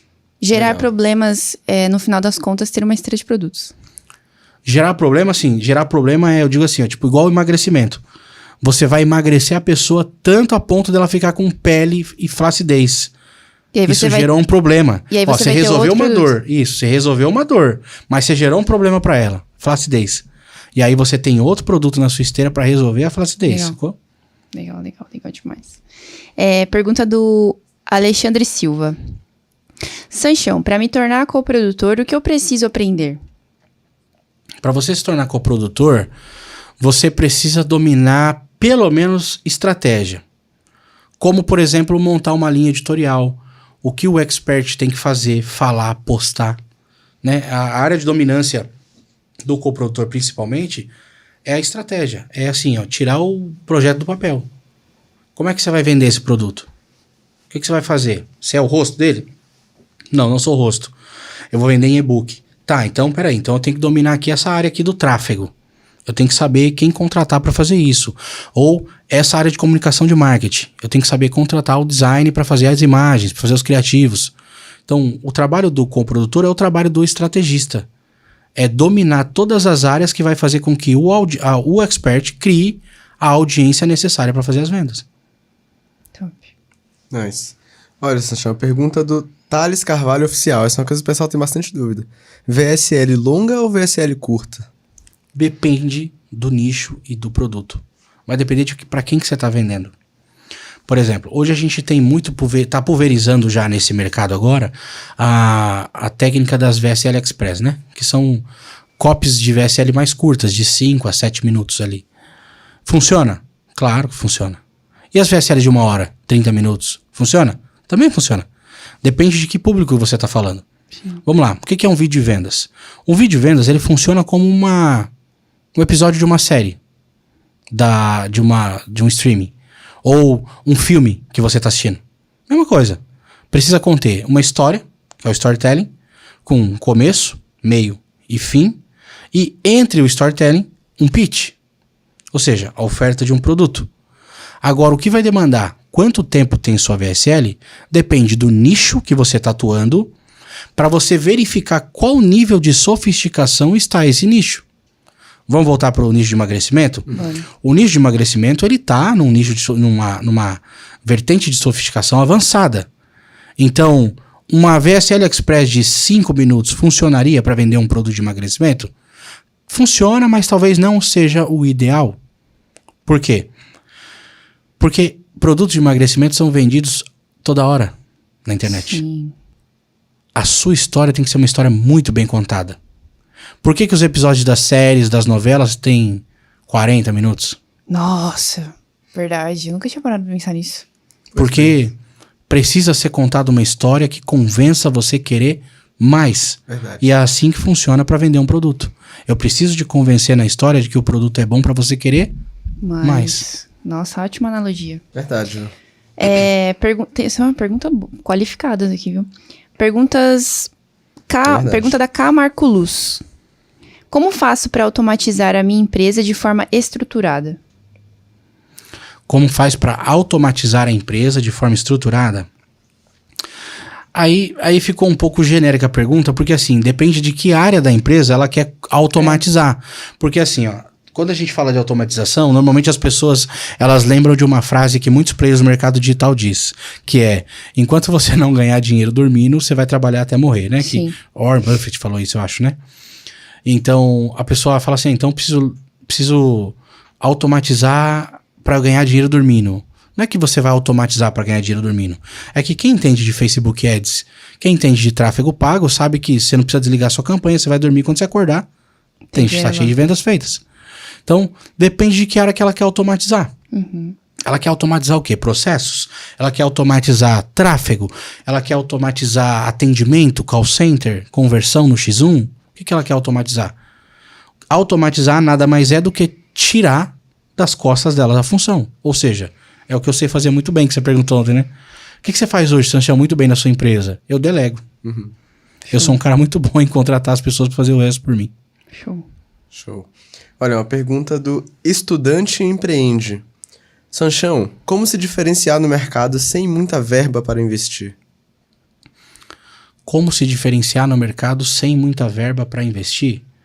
Olha, depende também do que você quer vender. Depende do produto que você quer vender, com o público que você quer falar. Se você quer se diferenciar no mercado, você quer expor a sua imagem, você não precisa ter dinheiro para investir. Você precisa expor o seu resultado. E lembra que eu falei lá atrás? O seu resultado não precisa ser 1 milhão. Pode ser um micro resultado. Se você consegue fazer R$50 de renda extra por dia, existem milhares de pessoas no Brasil querendo fazer o mesmo. Mostre. Verdade. Não precisa ter um faturamento milionário. Você só precisa ter uma liberdade financeira que o seu vizinho não tem. Igual eu falo para meus alunos. Meus alunos falam assim, Sanchão, eu trabalho com renda extra, mas eu não tenho lifestyle. Eu não tenho um carro importado para postar. Mas quem disse que é sobre isso? Sim. Por exemplo, você trabalha com renda extra. Você não é CLT, certo? Você tá num shopping, em plena segunda-feira, 2h da tarde, comendo um lanche no McDonald's. 95% das pessoas que te seguem no Instagram estão nessa hora, 2h da tarde de uma segunda-feira, dentro da empresa. A pessoa, no mínimo, vai pensar, o que será que a Carol faz pra ela estar segunda-feira, 2h da tarde, no shopping? Aí você... É repetição, lembra? Uhum. Aí você repete isso na quarta-feira de novo. Não é possível. Eu achei que segunda-feira era folga dela, mas ela tá aqui de novo no shopping quarta-feira? Tem alguma coisa errada? Ou não? O que ela faz? Então as pessoas começam a se interessar pela vida que você leva, pela vida que você tem. Então lifestyle não é sobre ter milhões ou carros importados. É sobre mostrar uma liberdade que a maioria não tem. Então pro amigo aí, por exemplo, que quer se destacar, depende do que ela vai fazer. Você quer se destacar no quê? No tráfego? Investe mais, tenha resultados mais expressivos. Você quer se destacar em quê? Vendendo sua imagem, um curso, uma mentoria? Mostre seus resultados. Mostre o seu lifestyle, posta isso. Já que vai começar a se diferenciar da maioria. Legal. Pergunta do Vinícius Cássio. Salve, Vini. Qual foi o maior erro que ele já cometeu na operação dele e o que ele faria de diferente se ele precisasse começar do zero novamente? Tá. Maior erro que eu já cometi na minha operação? Eu acho que o maior erro que eu já cometi na minha operação foi escolher sócios errados para alguns projetos. Importante. Peguei pessoas erradas que a gente acabou investindo alto em alguns negócios e não vingou, e no final das contas foi por conta do sócio. Ah, mas a culpa é minha também porque eu escolhi errado. E o que eu faria se eu fosse começar hoje do zero, do absoluto zero? Com certeza, com toda absoluta, eu iniciaria no mercado de renda extra. Se hoje, no ano de 2022, eu tivesse que começar de novo, eu não iniciaria como iniciei lá atrás, com encapsulado. Não que eu iniciei errado, muito pelo contrário. Aqueles 6 meses foram bagagem e me trouxeram até aqui. Eu voltaria lá atrás, em 2019, 2018, exatamente o que eu fiz. Se fosse hoje, 2022, a pergunta dele foi essa, né? Se eu começasse hoje, eu iniciaria no ramo de renda extra, ganho de dinheiro, como produtor, lançando um PLR que ensina a ganhar dinheiro, ou como afiliado de algum produto de renda extra, até que eu pudesse ter resultados expressivos, ou ter micro resultados para poder lançar o meu próprio produto, e começaria ali o império, através de tráfego orgânico mesmo, postando, e depois gerando renda para poder fazer tráfego pago. Show. Legal. Para finalizar, uma pergunta do Cadrumonde _. O Facebook Ads é o melhor para começar a vender seu e-book PLR? Sem dúvida. Sem dúvida. Tem gente falando, usa anúncio nativo, a tabula, essas coisas, mas acho que a ferramenta mais completa pro iniciante aprender inicialmente é o Facebook. Tem uma escala absurda, tá? Porque basicamente, sei lá, 95% da população nacional tem Facebook, tá? Então, para começar é bom. E depois, para você diversificar o tráfego, você pode pegar também YouTube. YouTube também é uma fonte de tráfego muito boa para vender PLR. Não só PLR, né? Qualquer tipo de produto. Show de bola, show de bola. Aulas? Curtiu o papo? Nossa, demais. Você curtiu o papo, Sanchão? Não, como sempre, que o Wi-Fi não decepciona. Eu tô bem aqui, o tipo de papo que a gente gosta. Eu espero que você tenha curtido, inclusive dá o like aí, já aproveitando. E galera, não se esqueçam, é tudo sobre a mente. A gente falou sobre técnica, sobre ferramenta, sobre apertar botão, sobre milhões. Só que lembre-se, enquanto você não tiver rico na mente, você não fica rico no bolso. Será que ele já mandou a mensagem da última pergunta? Vamos refazer. Sabe que a gente faz uma pergunta no final aqui, que é uma pergunta que nós fazemos para todos os players que vêm aqui, que é basicamente imaginar um cenário onde você vai criar um anúncio simples. Só que nesse anúncio não vai ter um produto, vai ter uma mensagem sua e ele vai ser distribuído não só nas plataformas tradicionais de anúncio, né? Facebook, Google. Ele vai ser distribuído em todos os tipos de canais de aquisição. Então, televisão, outdoor, panfleto na rua, vai chegar para todos os níveis de consciência. E vai ter uma mensagem sua para quem está começando no mercado digital agora. Qual mensagem seria essa? A mensagem é destrinchando basicamente o que eu acabei de falar. Não é sobre o dinheiro. Eu sei que todo mundo entra pelo dinheiro. Eu também entrei. Todo mundo quer ficar rico, todo mundo quer ficar milionário, todo mundo quer pagar as contas em dia, né? Todo mundo quer a grana. Só que quando você entender que não é sobre o dinheiro, fica muito mais fácil. Vamos lá? Você precisa entender que é sobre a mente, que é sobre o conforto da sua família e das pessoas que você ama. Quando você tira o dinheiro da frente, você solta, ele volta. Por quê que ele volta? Porque dinheiro é energia. Você precisa se dedicar a algo que você faça por amor, que você goste de fazer.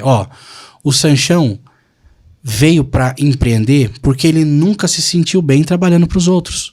Então, o primeiro ponto na vida do Sanchão de transformação foi liberdade para ficar perto da família.